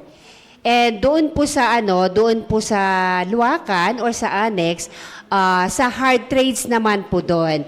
We have the transportation, so we have the driving, ganun po, automotive, and then we have construction, and then metals and engineering. Yun po. Yun. And hindi lang po training ang mga services natin sa CSITE, kundi pati na rin po sa assessment. So we are also accredited assessment centers for various qualifications. So hindi lang po yung mga students natin or mga learners natin na nagtapos sa atin ang ina-assess doon, kundi open po yan sa assessment center, lahat po ng mga may experiences sa iba't ibang mga qualifications, and also mga graduates din po na gustong magpa-assess, na may kaalaman sa iba't ibang mga qualifications. Yun lang po. Salamat. Maraming salamat, Ma'am Vilma Torralba. Now, let's hear from a graduate TESDA beneficiary. We have a graduate of a 3-year diploma program and in TESDA CSITE Loakan. Siya po ay si Sir Omar Orbilio. Mr. Orbilio, good morning. Magandang umaga. Ano yung diploma Morning po, ma'am. program na in-enroll mo? Yung kwan po, ma'am, yung 3-year diploma in electrical engineering technology po, ma'am. So, Yes po. graduate ka na? Yes po, So, ma'am. nasaan ka na ngayon? Actually, ma'am, after graduation, nag-prepare po ako sa board exam po ng as a registered master electrician po. And So, tapos na nag-exam? Yes po. Pasado na rin? yes po. And Wow. now po is nasa freelance po ako ngayon, ma'am. May project po ako ngayon dito sa Baguio and Pangasinan po, ma'am. Oh, so freelance. Yes, ma'am. Freelance electrical practitioner. So, ano masasabi mo sa 3-year program that you have been provided by TESDA-CAR? Actually, ma'am, napakalaking opportunity yung binigay ng TESDA para ma-pursue ko yung tertiary education ko, ma'am, since hindi ko po afford before talagang pumunta sa college, and ito po yung naging way para makapag-pursue po ako ng tertiary education ko, ma'am. Mukhang mas okay ang freelance work kasi meron siyang kliyente dito at sa Pangasinan. Yes po, ma'am. Nako, siya ang tatawagin natin si Sir Omar Orbilio sa ating mga pangangailangan. So, saan ka namin pwedeng kontakin? Anong mga services that you offer to clients? Opo, ma'am. Sa residential and commercial building wiring po, ma'am. Installer po kami, ma'am. Residential and commercial electrical wiring. Yes po, ma'am. Okay, nako, kailangan yan. Construction is a boom here in CAR. I guess in Region 1, 2, kaya may kliyente ka. Opo, ma'am. Nako, kailangan natin magpalakas kay Sir Omar. Mukhang malakas sa negosyo ni Sir Omar. We'll get back to you, sir. We Yes, move ma'am. on Thank you po, first to the ceremonial awarding. Unahin po natin ang training cost. I request Director Glenn Murphy to please stand up together. Sino po ang kasama natin? Dito po. Kasama po natin si Director Arlene Cadalig. Pwede pong pumunta si Director Cadalig dito po sa harapan. At tawagin po natin ang beneficiary ng training cost. We have TESDA CSITE Main Campus Loakan. Ang tatanggap po ay si si John Manuel Vergara together with Vilma Tularba. Okay, pwede po dito. They will be receiving a check worth 108,373 for construction, painting, and C2. So, tunay po to. Meron po tayong dummy check at meron po tayong tunay na cheque. Pero kailangan hong pirmahan nyo pag-uwi. Kasi baka po tayo maging fictitious recipient nitong checking ito. So, TESDA-CSITE Main Campus Loakan po ang beneficiary ng training cost. How many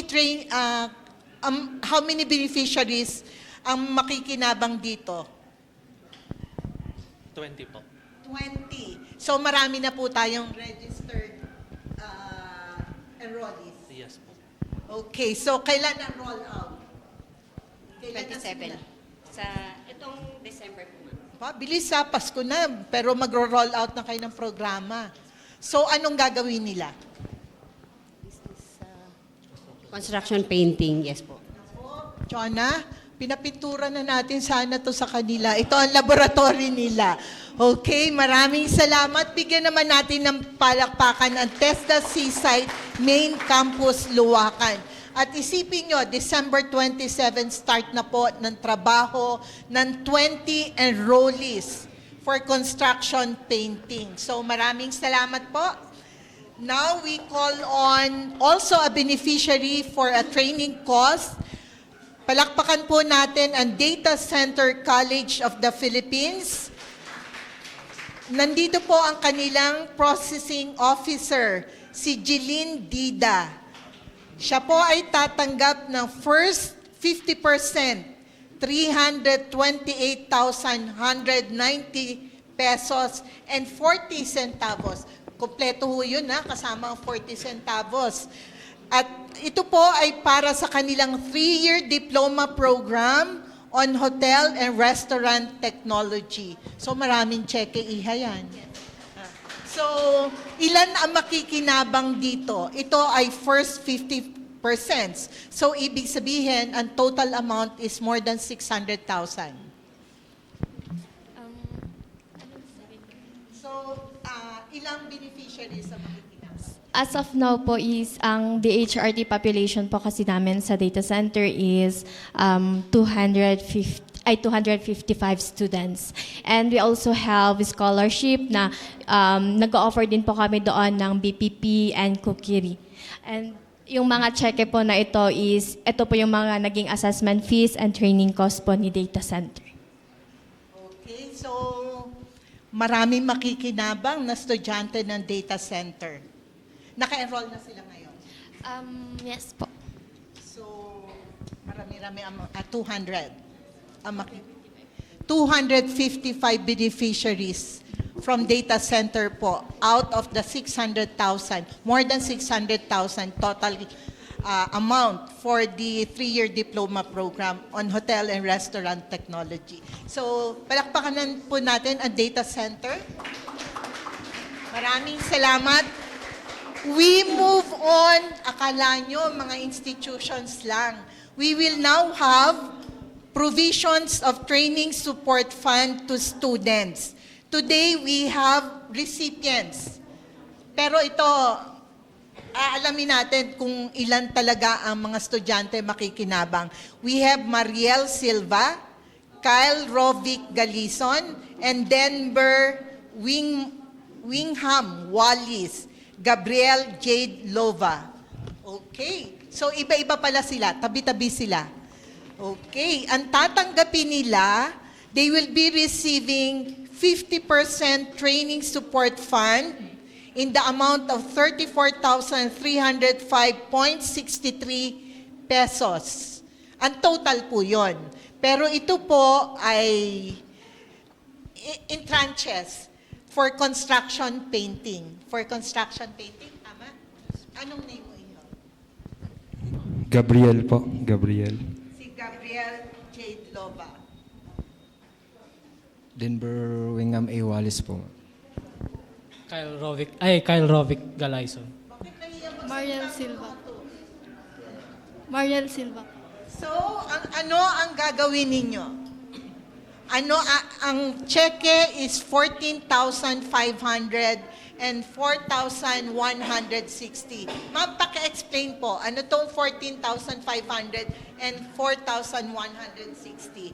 Ang total cost po ng last tranche is 34,305.63. Okay? So ang 4,160, ito yung matatanggap ng isang trainee. So, for the bawat whole duration. one trainee for the Yes, whole ma'am. duration. Yes, ma'am. Yung isa naman is, this is for the construction. So, yung isa naman is, yun ang for the diploma program. So, yun din ang matatanggap ng isang scholar under the diploma. So, 14,500. Yes, ma'am. Iho, alin dyan na matatanggap niya? Sa diploma is 14,500. So, Bali po yung matatanggap po namin is yung sa construction po. so 4,160. Yes, ma'am. Okay. 4,160 rin siya. Yes, ma'am. Sino tatanggap ng 14,500? Sa diploma. Kayo, diploma, ano? So, yung dalawa, kayong dalawa for the construction painting. And the other one, the 3-year diploma program. So, kailan na simula nito, ma'am? Actually, nag-start na sila. Itong ongoing itong diploma. Okay. So, tanggap na nila ang cheque. Partial, natanggap na nila. Okay. Yes, ma'am. So, proud scholar in what school? Data Center din. So, palakpakan po natin ang mga proud scholars ng TESDA-CAR. So, smile naman. Kasi dapat recipient dapat happy tayo. Happy lang. O, nahiya siya. Okay, maraming salamat. Handa lang kayo sa mga tanong ng ating mga kasamahan later. Thank you. Okay. So, there we are, the recipients of different scholarship programs po ng TESDA-CAR. Handa na po ang mga kasamahan natin sa media sa kanilang tanong. We'll entertain online questions and text-in questions as well. Unahin po natin from Philippine News Agency, we have Lisa Agoot, susundan ni Dick Sevilla ng Radyo Pilipinas and JR Inventor ng Regional News Group. Lisa?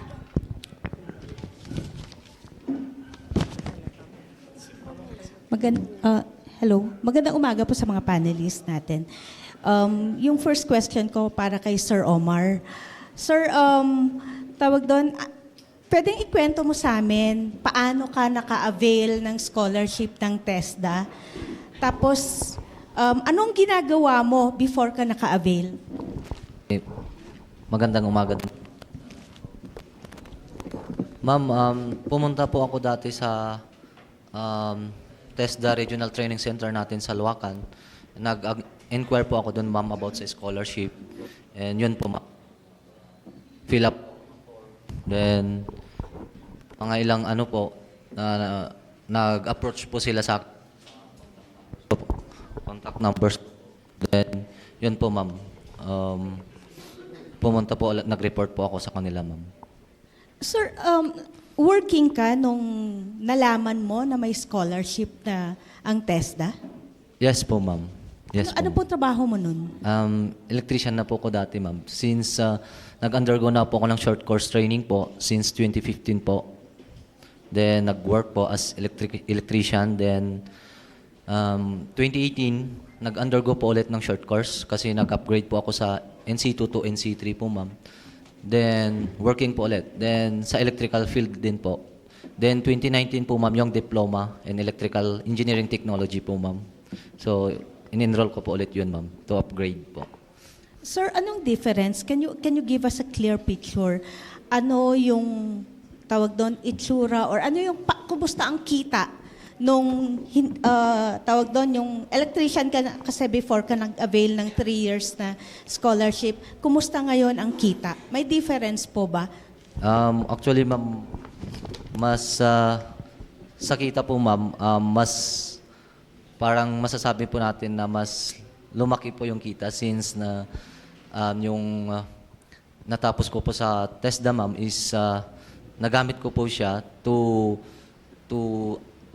take the licensure exam for the master electrician po, ma'am. So yun, naging hindi na lang po ako certified electrician, ma'am, naging registered electricians pa po ako. So mas marami yung nagkukuha kong client, ma'am, as a freelance electrician, as electrical practitioner po, ma'am. Sir, nung kumukuha ka ng mga short courses, ilang taon ka po nun?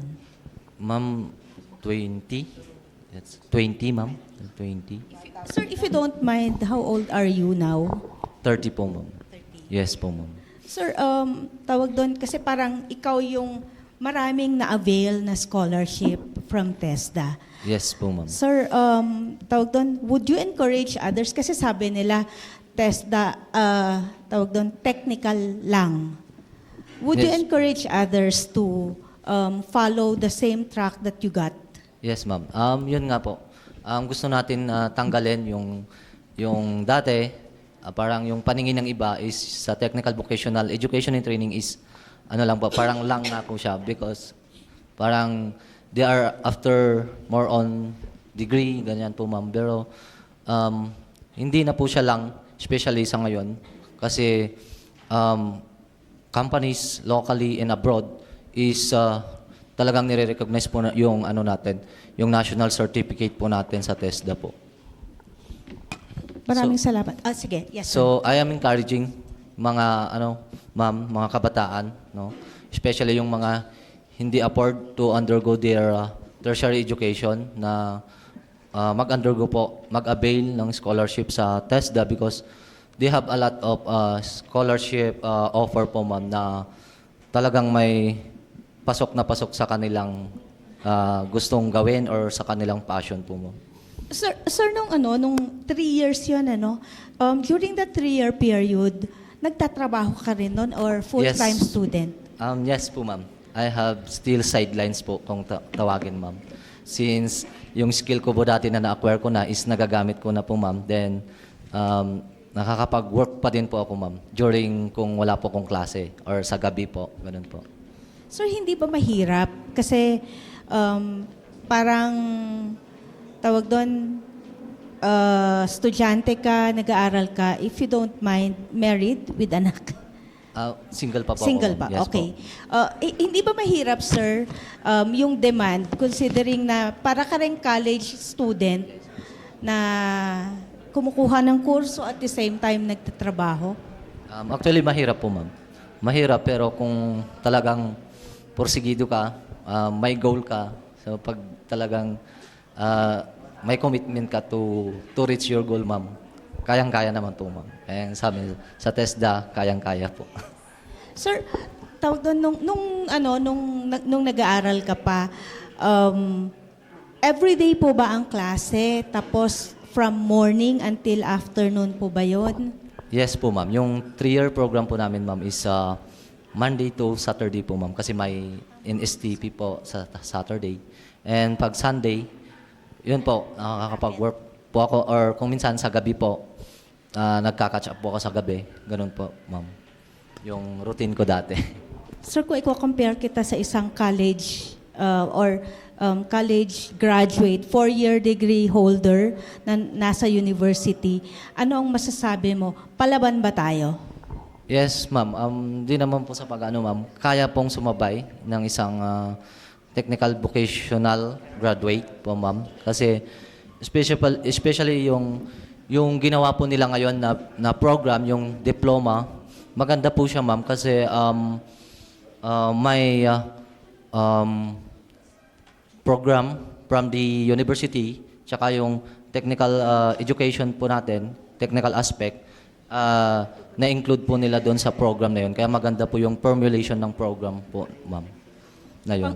Panghuli po sa iyo, tawag doon, dati ka ng electrician, Yes po, tapos nag-enroll ka nakakuha ka ng scholarship na 3 years. Habang binubuo mo yung 3 years, nadadagdagan ba? I mean, tawag doon, yung confidence mo as electrician, kasi hindi ka pa naman master electrician that time, di ba? Nadadagdagan ba yung confidence mo na mas kaya ko kasi may bago ako na pambala? Yes po, ma'am. Kasi alam na po naman po natin, ma'am, yung standards ng companies at saka yung mga clients, ma'am.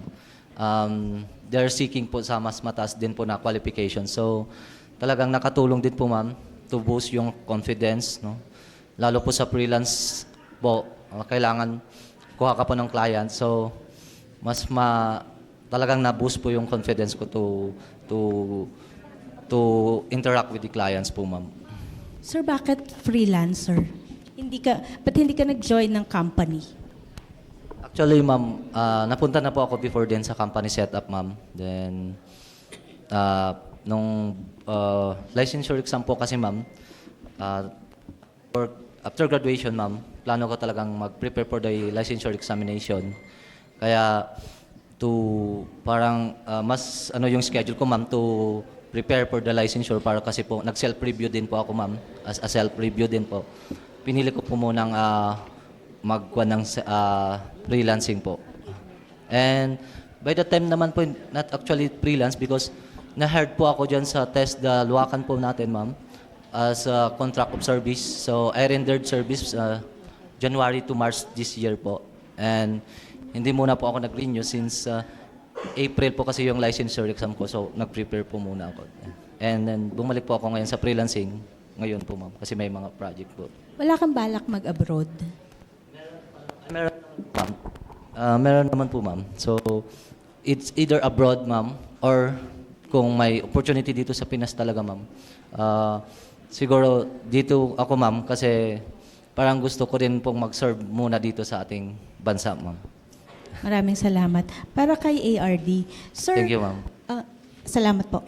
Sir, tawag doon, every year, milyon-milyon ang ini-invest ng government para sa human resources. Sir, worth it po ba itong mga ini-invest natin na to? Yeah, yes, ma'am. I can say definitely, ma'am, because human resource is the best resource wherein we can invest. And we can say that we had allotted much for the scholarship. And we have noticed naman sa trend ng natin kasi we provide scholarship for them to undergo training, to be certified, and ultimately for them to be employed. And in their employment, of course, may rate of return on their part yun. So because one of the one of the purpose naman of conducting education or providing education is for us to alleviate poverty, or to at least mapaganda naman ang buhay natin. Reduction of poverty also. Ganon. And based on the survey, on the 2022 survey on our scholarship graduates, we can say that 8 out of 10 graduates po natin are employed, either self-employed or it could be wage employed.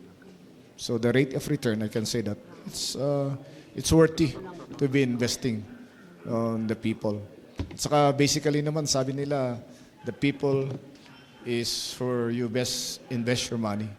In providing them capability building, they become a better person, and with their creativity and innovation, they can do a lot of things. Maraming salamat po. Ma'am, panghuli po kay Ma'am Arlene. Ma'am, Benguet, tawag doon, marami tayong mga programa na ginagawa on agriculture or enhancing the skills of our farmers. Kumusta po itong mga programa na to at nasaan na po tayo? So actually, may mga kukunti lang ang farm schools na nakaregister dito sa Baguio Benguet. If I'm not mistaken, mga 5 yata. Oo. So, as of now, we have ongoing mga training programs like organic agriculture. We have ongoing scholarships. So, meron dito sa Binadang, sa May Atok, and Cosmic Farm. Ma'am, with the trainings that we are giving to our farmers, dadating po ba yung time na, tawag doon, mas gaganda ang buhay ng ating farmers and also their income? Yes, ma'am. Actually, we are promoting organic agriculture also. So, marami naman kahit mga farmers sila, nag-undergo ng training and sabi nila, mas marami din silang natutunan. Thank you. Maraming salamat, Lisa. Now we call on Dick Sevilla of Radyo Pilipinas. Okay, magandang umaga po sa lahat. Ang dami ko dapat tanong, kaya lang doon sa explanation na napaka-comprehensive, nasagot na halos lahat. Pero isa na lamang po, o bali tatlo yung tanong ko. Ano po, sa tingin ninyo, yung pinaka matinding achievement ng TESDA-CAR in terms of national and international competition? Sir Glenn. Yeah, medyo matindi yung tanong mo. Pero basically, we would like to uplift the Filipino people through the provision of ultimately is for them to be employed. Being employed, of course, it will make impact on their life. It includes your family and everybody. So basically, they start from skills training. Okay, so for me, the thing that TESDA had done is the provision of scholarship program nationwide. Okay, wherein we have encouraged eradicate the perception of the majority that the tech book is a second rate. Okay, it's become a pathway for decent employment also. At saka marami naman, it doesn't mean naman na pag a tech book, you cannot be successful, economically successful. We have a lot of graduates that are tech book who had uplifted their life. They become naging skilled workers sila muna, then they became entrepreneur, then became entrepreneur, they had expand their business, then they had employed other people in their company, and ganon. Ang nakita kong impact. Kasi ultimately, we provide technical vocational education for livelihood and employment. And positively, we are addressing those things. And sa international competition naman, we can say that our TVET is now, kasi ang vision natin is, we would like that our TVET system is being recognized not only nationally, locally, but internationally. How? By providing quality training sa mga sa mga workers natin so that they can be accepted outside the country. Okay? And at the same time, kailangan iangat din natin yung requirement for the mga schools natin because we have to, yung mga schools natin din, we have to upgrade also yung standard nila so that we know naman everything is changing. Di ba? Technology is always changing. And we have to abreast with these changes. So meaning to say, we have to be, modernize. Kunwari, yung mga equipment nila para at least yung ituturo mo na, hindi yung obsolete na equipment, at saka facilities ang ginagamit pa sa pagtuturo ng mga bata. So, when we improve these things, we improve yung delivery of yung quality of education natin under TVET and for them to have a better opportunity for employment locally and internationally. And we can see naman, based sa performance ng ating competitors sa national and even international, we are there. Pumapayagtag tayo. Previous skills competition, we are a medalist in a certain IT. I think that was conducted in China, or that was done in China, and we are a bronze medalist on that area. So, patungo tayo dun. Provision of quality, relevant technical vocational education ultimately for employment. So yun ang nakikita kong contribution or big impact contribution of TESDA sa nation building po natin. Yes, sir. Sabi nyo kanina, sir, yung mga trainers talagang kailangan i-upgrade, di ba, para makasabay nga doon sa mga bagong mga technologies. Paano, sir, yung ba mga trainers natin, pinadadala ba natin sa ibang mga bansa o paano ang mga sistema? Wow, that's a good question. Tama din, sir. Aside from they have a qualification, medyo matindi rin yung qualification natin sa mga, aside from they have the skills, they have the methodology.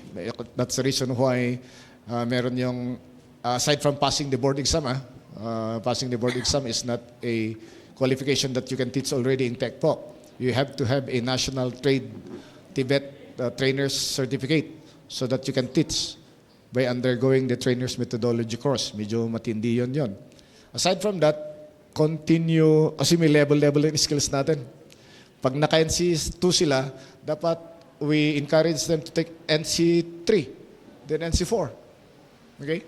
Then aside from that, the methodology, meron na, the TESDA is crafting yung mga level ng teachers natin, methodology. That's the reason why may trainer's methodology 1, methodology 2, 3, and 4. Tuloy-tuloy yun. Para at least yung we are targeting excellence and improving of our quality and for them to be productive. And aside from that, tama ka sir, we allow our trainers to go outside. We call that fellowship for more or less a month. Actually, yung administrator ng CSITE, si Sir John Matote, went on, and other trainers, medyo hindi ko lang alam kung sino lang nakapunta sa other countries. Pero yung previous trainers ng National Manpower Training Council have been exposed to Germany, Japan, even Australia, so that they will be updated and upgraded in terms of skills. Kasi basically, if the trainee hasn't learned, the trainer hasn't taught. Kung walang skills yung masyadong galing ng trainer, wala sa ituturo. So we have to focus also on the development of our trainers. So funded lahat sir ng TESDA, yung mga gastos nila, mga pagpunta sa mga ibang bansa at saka mga trainings pa rin. Yes sir, definitely lalo kong sponsor ng At aside from that, other agencies are inviting us for that, like for example the Department of Science and Technology. This is in the field of metallurgy. They're inviting us also for the upgrading in their specialization. Okay, maraming salamat yan, po. sir. Yeah, thank you po. Sa mga estudyante, baka merong gusto sumagot lang sa inyo. Hindi ba kayo na-intimidate if ever, di ba, meron yung mga college students, ganyan, kasi parang ang tingin kasi pagka TESDA, parang mababa. Meron bang, paano ang nagiging approach nila sa inyo o paano nyo naman sinasagot? Yes, Iho. Your name is Gabriel. Gabriel.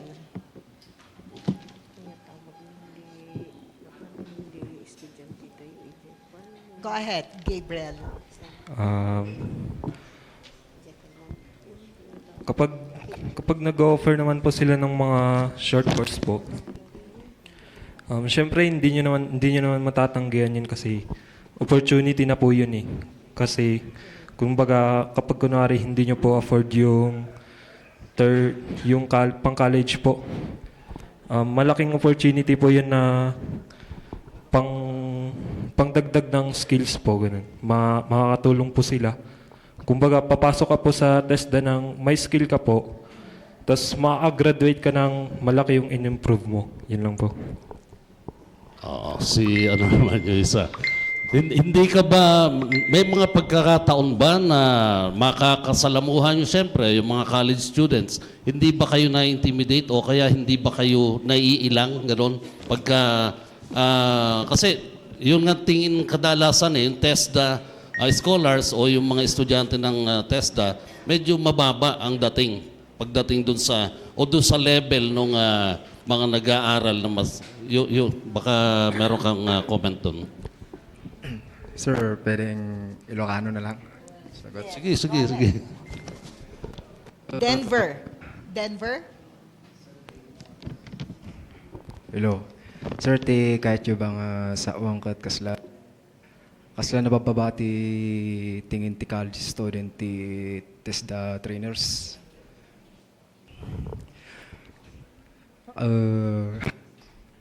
May bagaklamot sir ko gapo lang no adati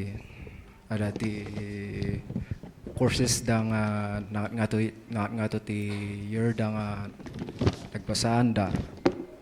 Han ko ang kasi ti panakita dati TESDA trainers ta ti kaduan ti dati TESDA trainers ke adot experience takin adot ti graduate students lang nagabot ti universities, sir. So, ano dyan? Okay. Sige po, maraming salamat. So maraming salamat, Sir Dick. Now we have from Regional News Group, JR Inventor, susundan ng DCRH, Romy Gonzalez. JR?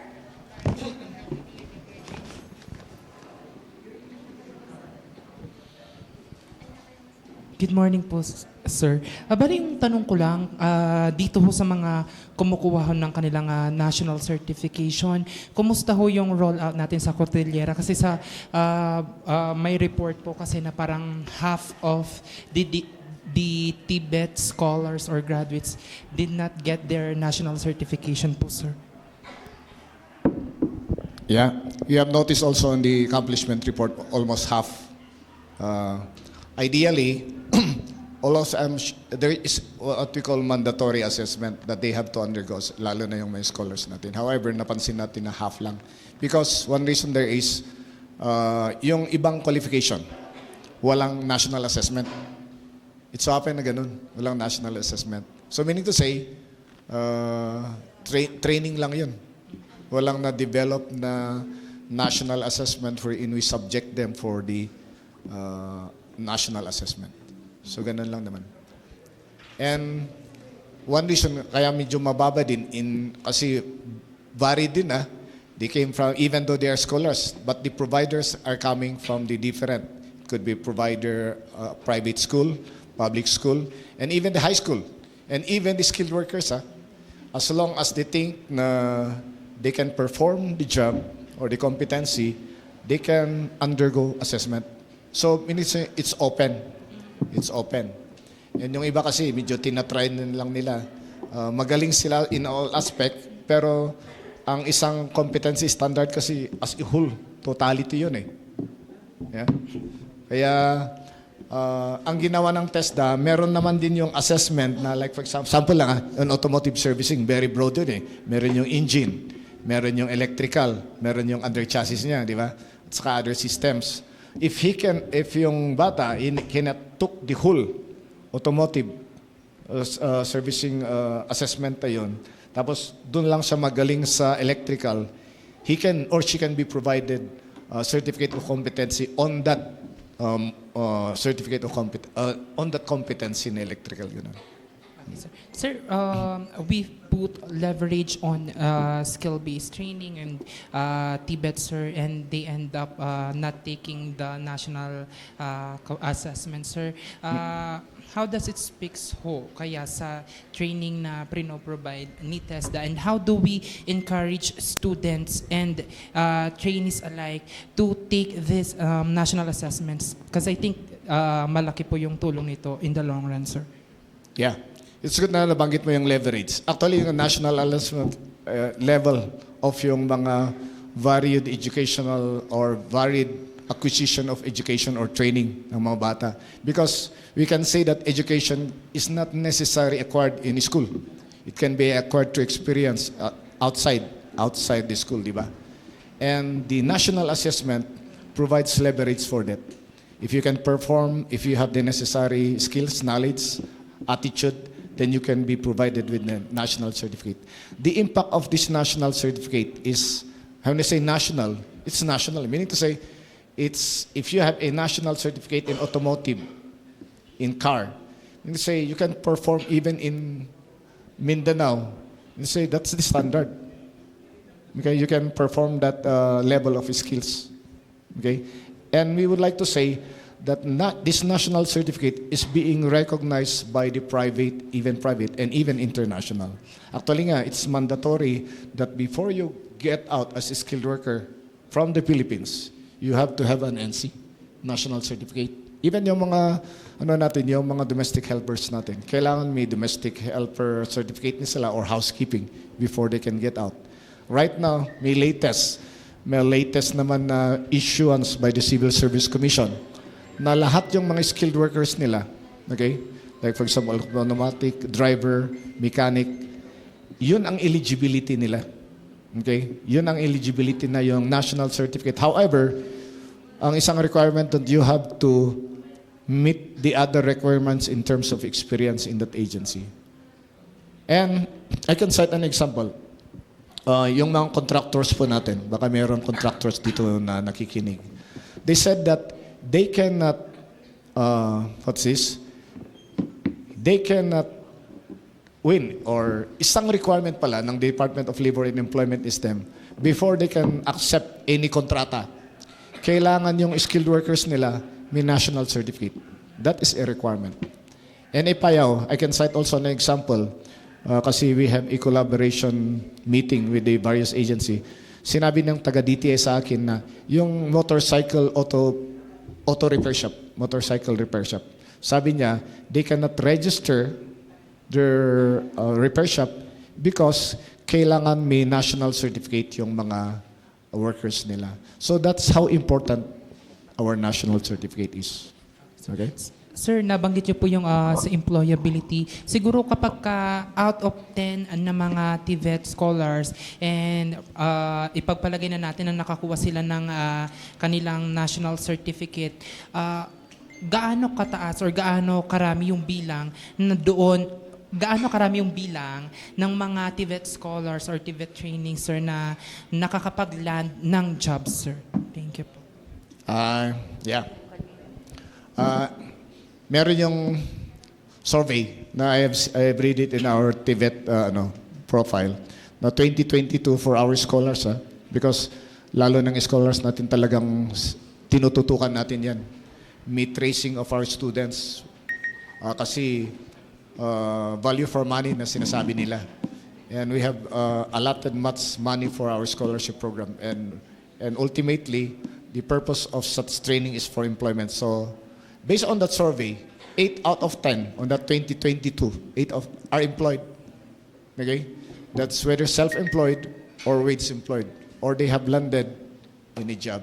So yun po, mga more or less 80% based on that 2022 employment survey of our scholarship grantees.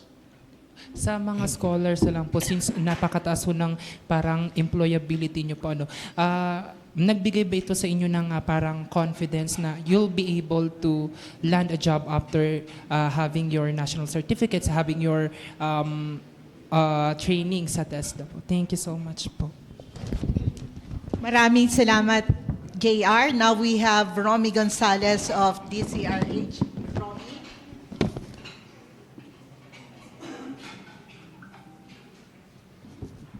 In fact, Pang Helen, yung kapatid ko, galing sa TESDA.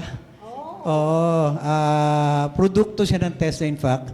Ngayon, in fact, magkukuha na siya. Magre-retire na, sir, sa Moog. Manolito Gonzales po. Supervisor siya ngayon sa TESDA. So, siguro, yun ang isa sa mga success story. Kasi yun din ang tatanungin ko. Sa mga ilang taon na po na magandang programang ginagawa po ng TESDA, nakailan na ho ba kayo at gaano karami yung talagang success story, sir? Natulad ng kapatid ko. For the success stories, what we are doing also to promote TESDA, meron tayong search sa mga graduates pa natin. Ito yung Idol Awards.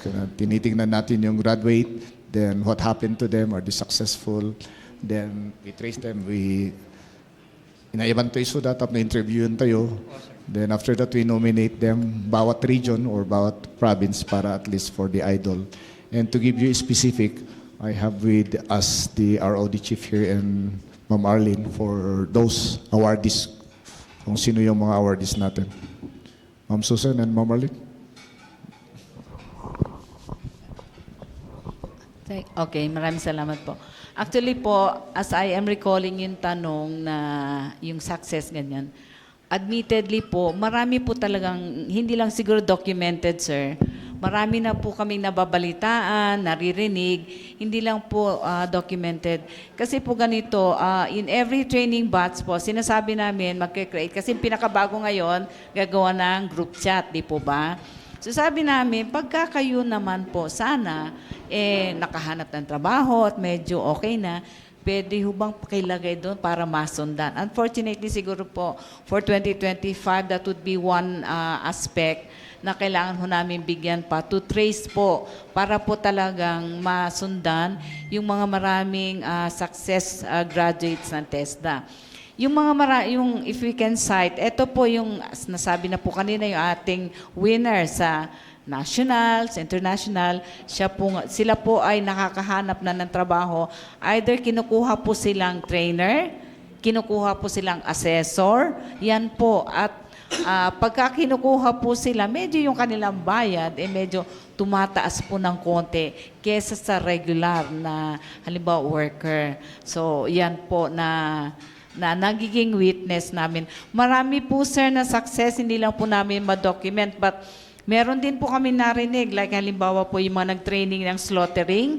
Nung tinatanong po namin, nasa Canada na po sila. In fact, nung minsang nakita namin na natsambang nasa lubong, namigay pa nga ho ng chocolate ng konti dahil daw galing. So yung mga ganon, I think, yun nga po, I think we need to focus and enhance yung aming monitoring ng pag-track ng aming TVET graduates para po talagang makita at of course, value for money and then the investment ng pera ng bayan o pera ng gobyerno worth naman po. So, Kasi yun po, sir. nakakatuwa din kasi may kilala din ako, nag-training din sa test, babae. Pero nag-top siya sa class nila yung sa concept, welding. Yes po. Opo. Meron ba kayong mga students na yung mga kababaihan na nagtatrabaho ng abroad? Na yung mga welders?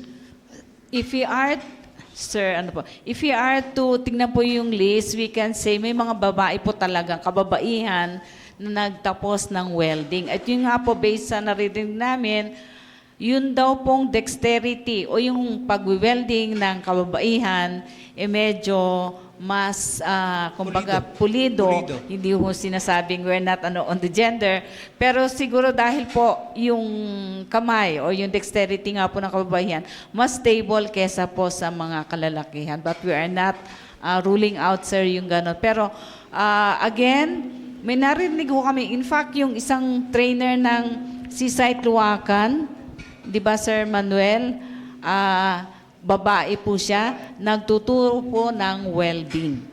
Siya po, by profession, is a nurse, pero nag-training po siya ng welding, at ngayon po ay nagtuturo, trainer po siya ng welding. So, yung kilala ko kasi nag-top siya, kaya lang gusto niya nang mag-abroad, kaya lang wala siyang pera para sa placement. So, ewan ko kung ano na nangyari sa kanya, pero sabi niya sa kanya, sa akin, nag-top siya sa welding sa mga classes ng TESDA noon sa Baguio. So, yun po. Siguro, we need to, again, enhance yung aming tracing the graduates, lalo na, siguro if on kababaihan, just to at lalo na on the sector na non-traditional na like welding, automotive, yung mga ganyan po. So, nangangahulugan na through this kind of programs, sulit din pala yung ginagastos ng ating gobyerno na salapi itinutustos sa ating mga kababayan na gustong pumasok sa mga programa po ng TESDA at which in turn maging kumbaga lisensya nila para makahanap ng magandang trabaho. Maraming salamat po. Maraming salamat, Romy. Now we have Janice Dennis of PTV Cordillera. Denise will also entertain text-in and online questions. Denise. Good morning po sa ating lahat. So, sir, tanungin ko lang kasi sabi nyo is mataas yung employment rate ng ating mga beneficiaries. Ano po yung specific skills na most hired at yung least hired po na mga skills po?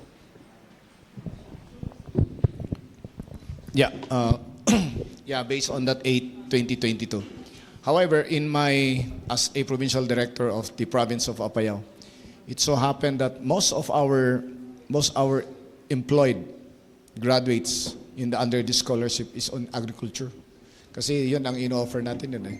And we categorize them as under self-employed.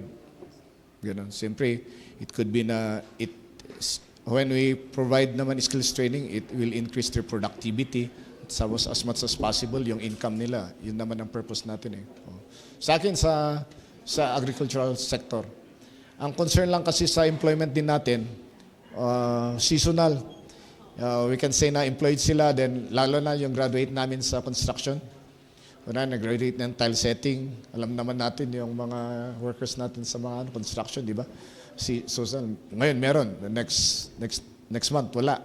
Ito, meron na naman. Ganun. So, sir, how TESDA encourages out-of-school youth to grab your skills program din po? Yeah. Education for all.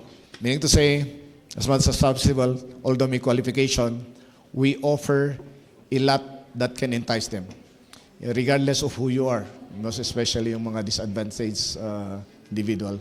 Mostly naman kasi is, ang tawag doon, yung walang kaya hindi sila pumapasok. For them to be enticed, kaya na-present natin yung different scholarship program. Diba? Meron yung Training for Your Work scholarship program intended sa mga high school graduate. Okay?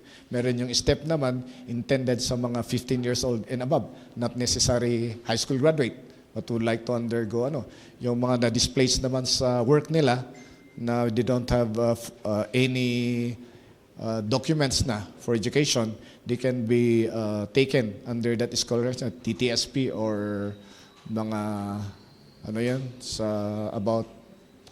sa driving na yan kanina. Kalimutan ko ito. So, mga ganun. So, various kind of scholarship that will cater for the varied type of client natin. Okay? And it's open. Aside from that, since it's free, may allowance pa na 160 pesos. So, there's no reason for them to drop out. That's the reason why napansin natin sa presentation namin, more or less 95 to 98 ang percentage of graduates sa mga po natin. Sir, last na lang, kasi naglipa na yung mga fake certificate. So, paano po natin i-avoid itong mga fake TESDA certificate? So, prevalent ba dito sa Cordillera yung ganun, sir? Yung fake certificate na parang ini-issue or yung binibigay po ng mga individuals po? Yeah. That is isang concern din that we have to look into really. Okay? Kasi lalo na we are in the digital age and at the same time, maraming magagaling. Even nga birth certificate, maraming ang Chinese na nakapasok din dito na pero meron na silang birth certificate, di ba? So, however, may control, ang ginagawa ng TESDA, may control, may number. Previously nga, we are using the paper na we call it the money paper as a certificate to print those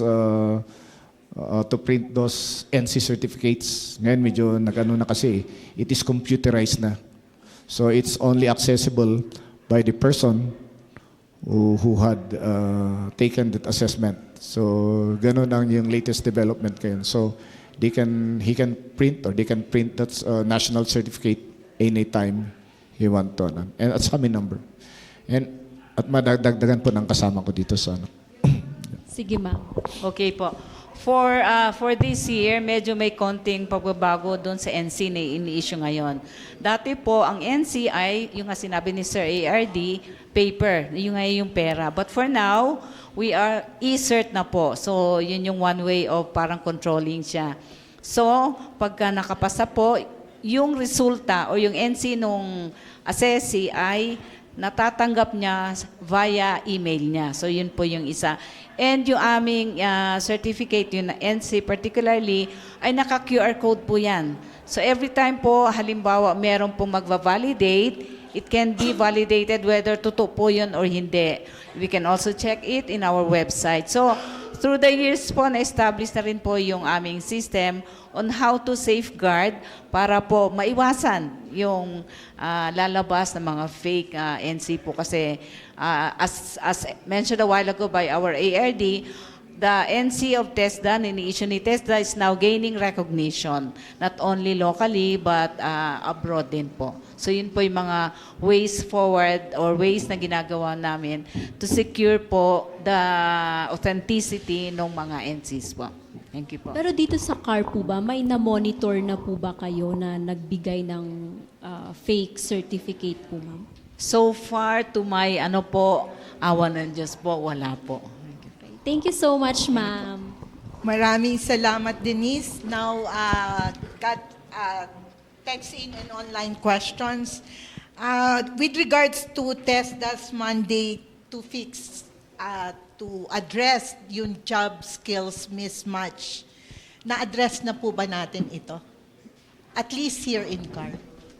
Yeah, that's a big challenge naman talaga. Lalo na the technology is always changing fast talaga. Kung minsan yung na-develop namin yung training regulation, medyo mga 5 years ago, tapos meron technology na ngayon.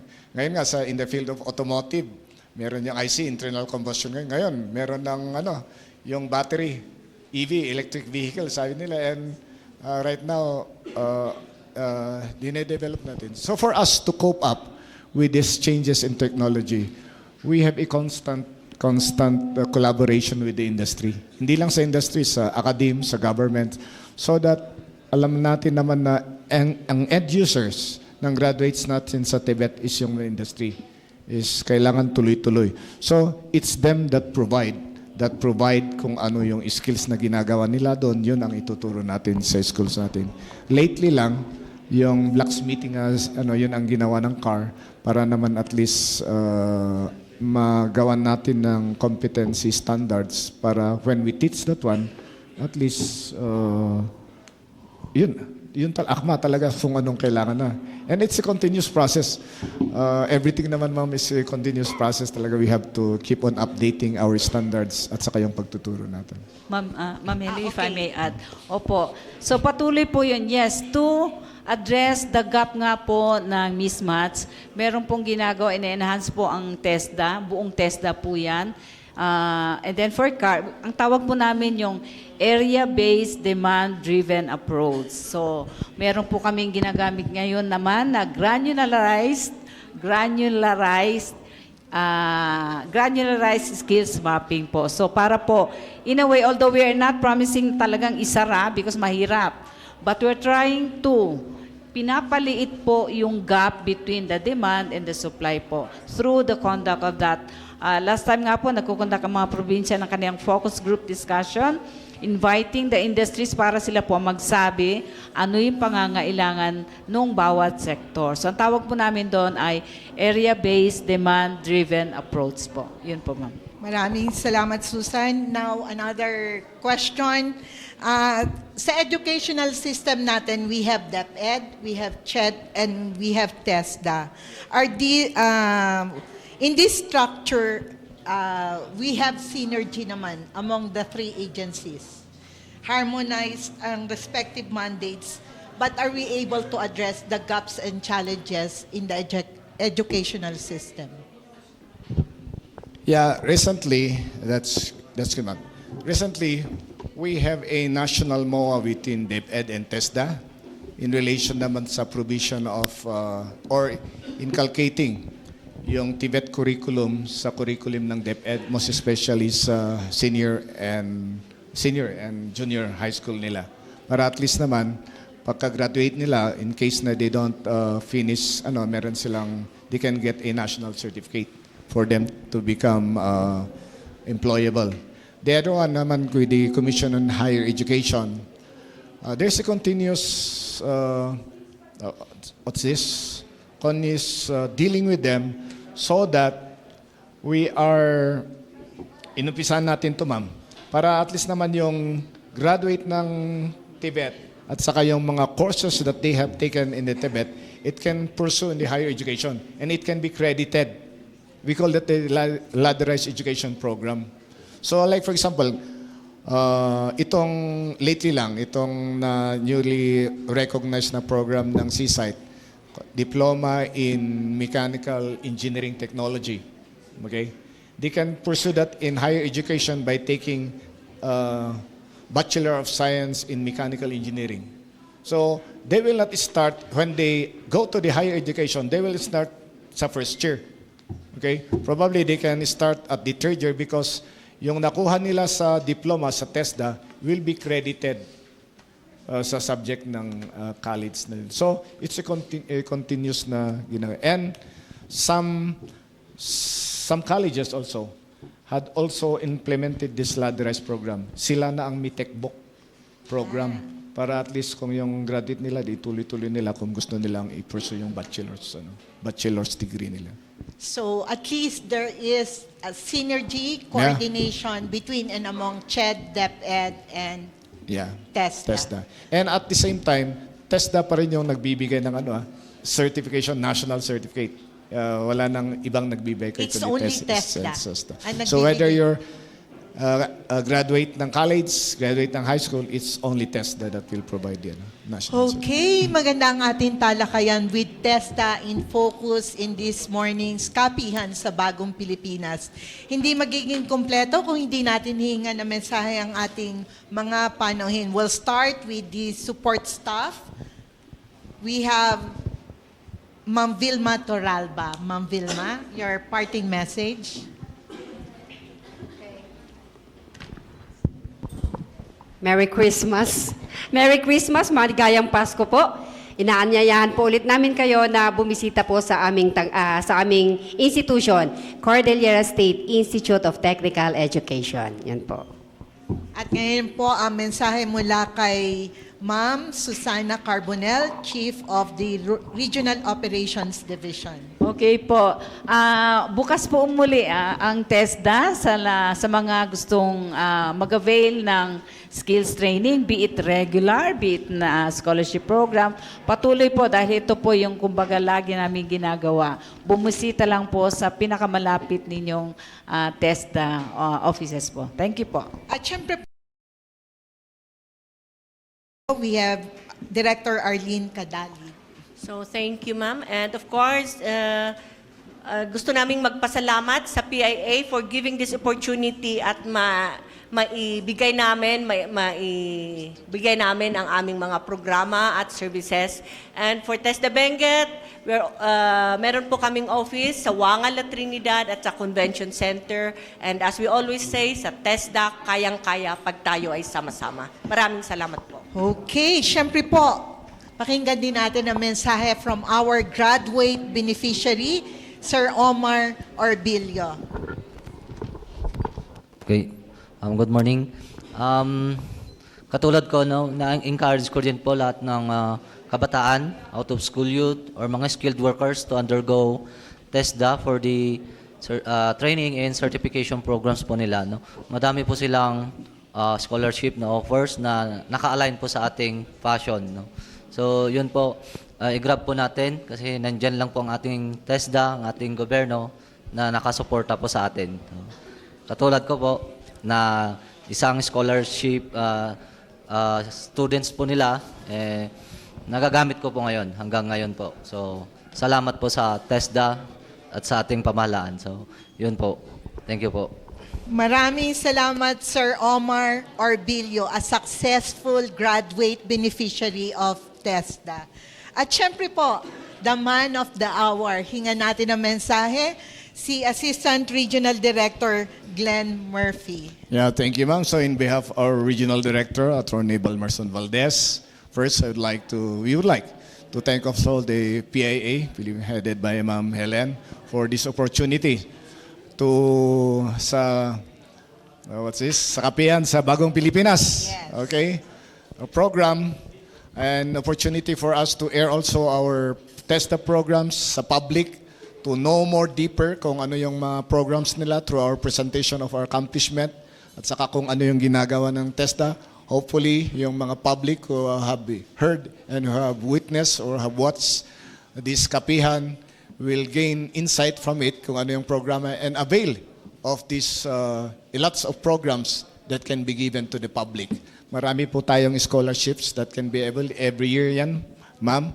At saka consider TVET as a viable pathway for immediate livelihood and employment opportunities.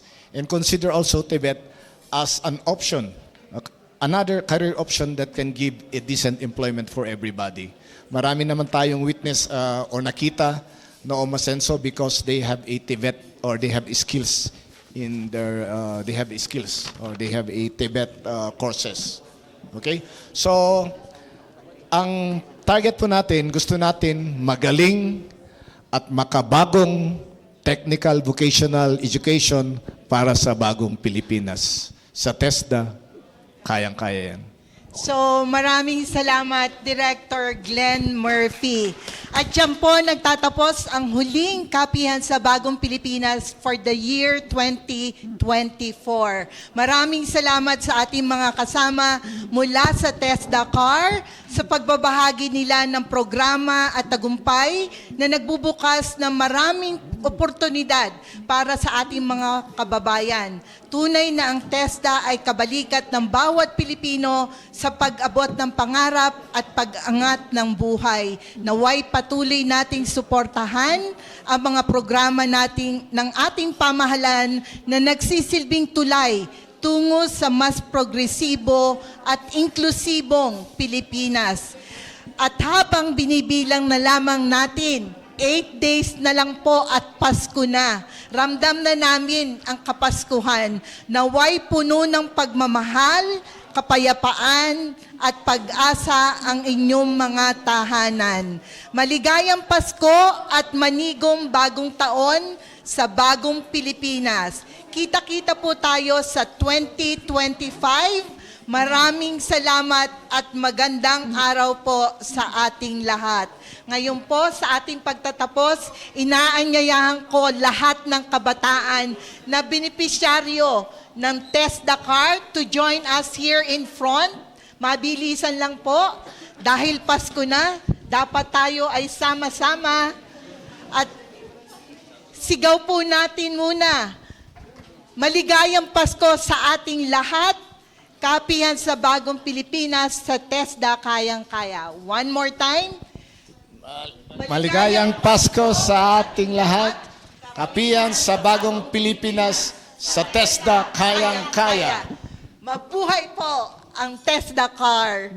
Cheers to everyone. Again, Merry Christmas and Happy New Year.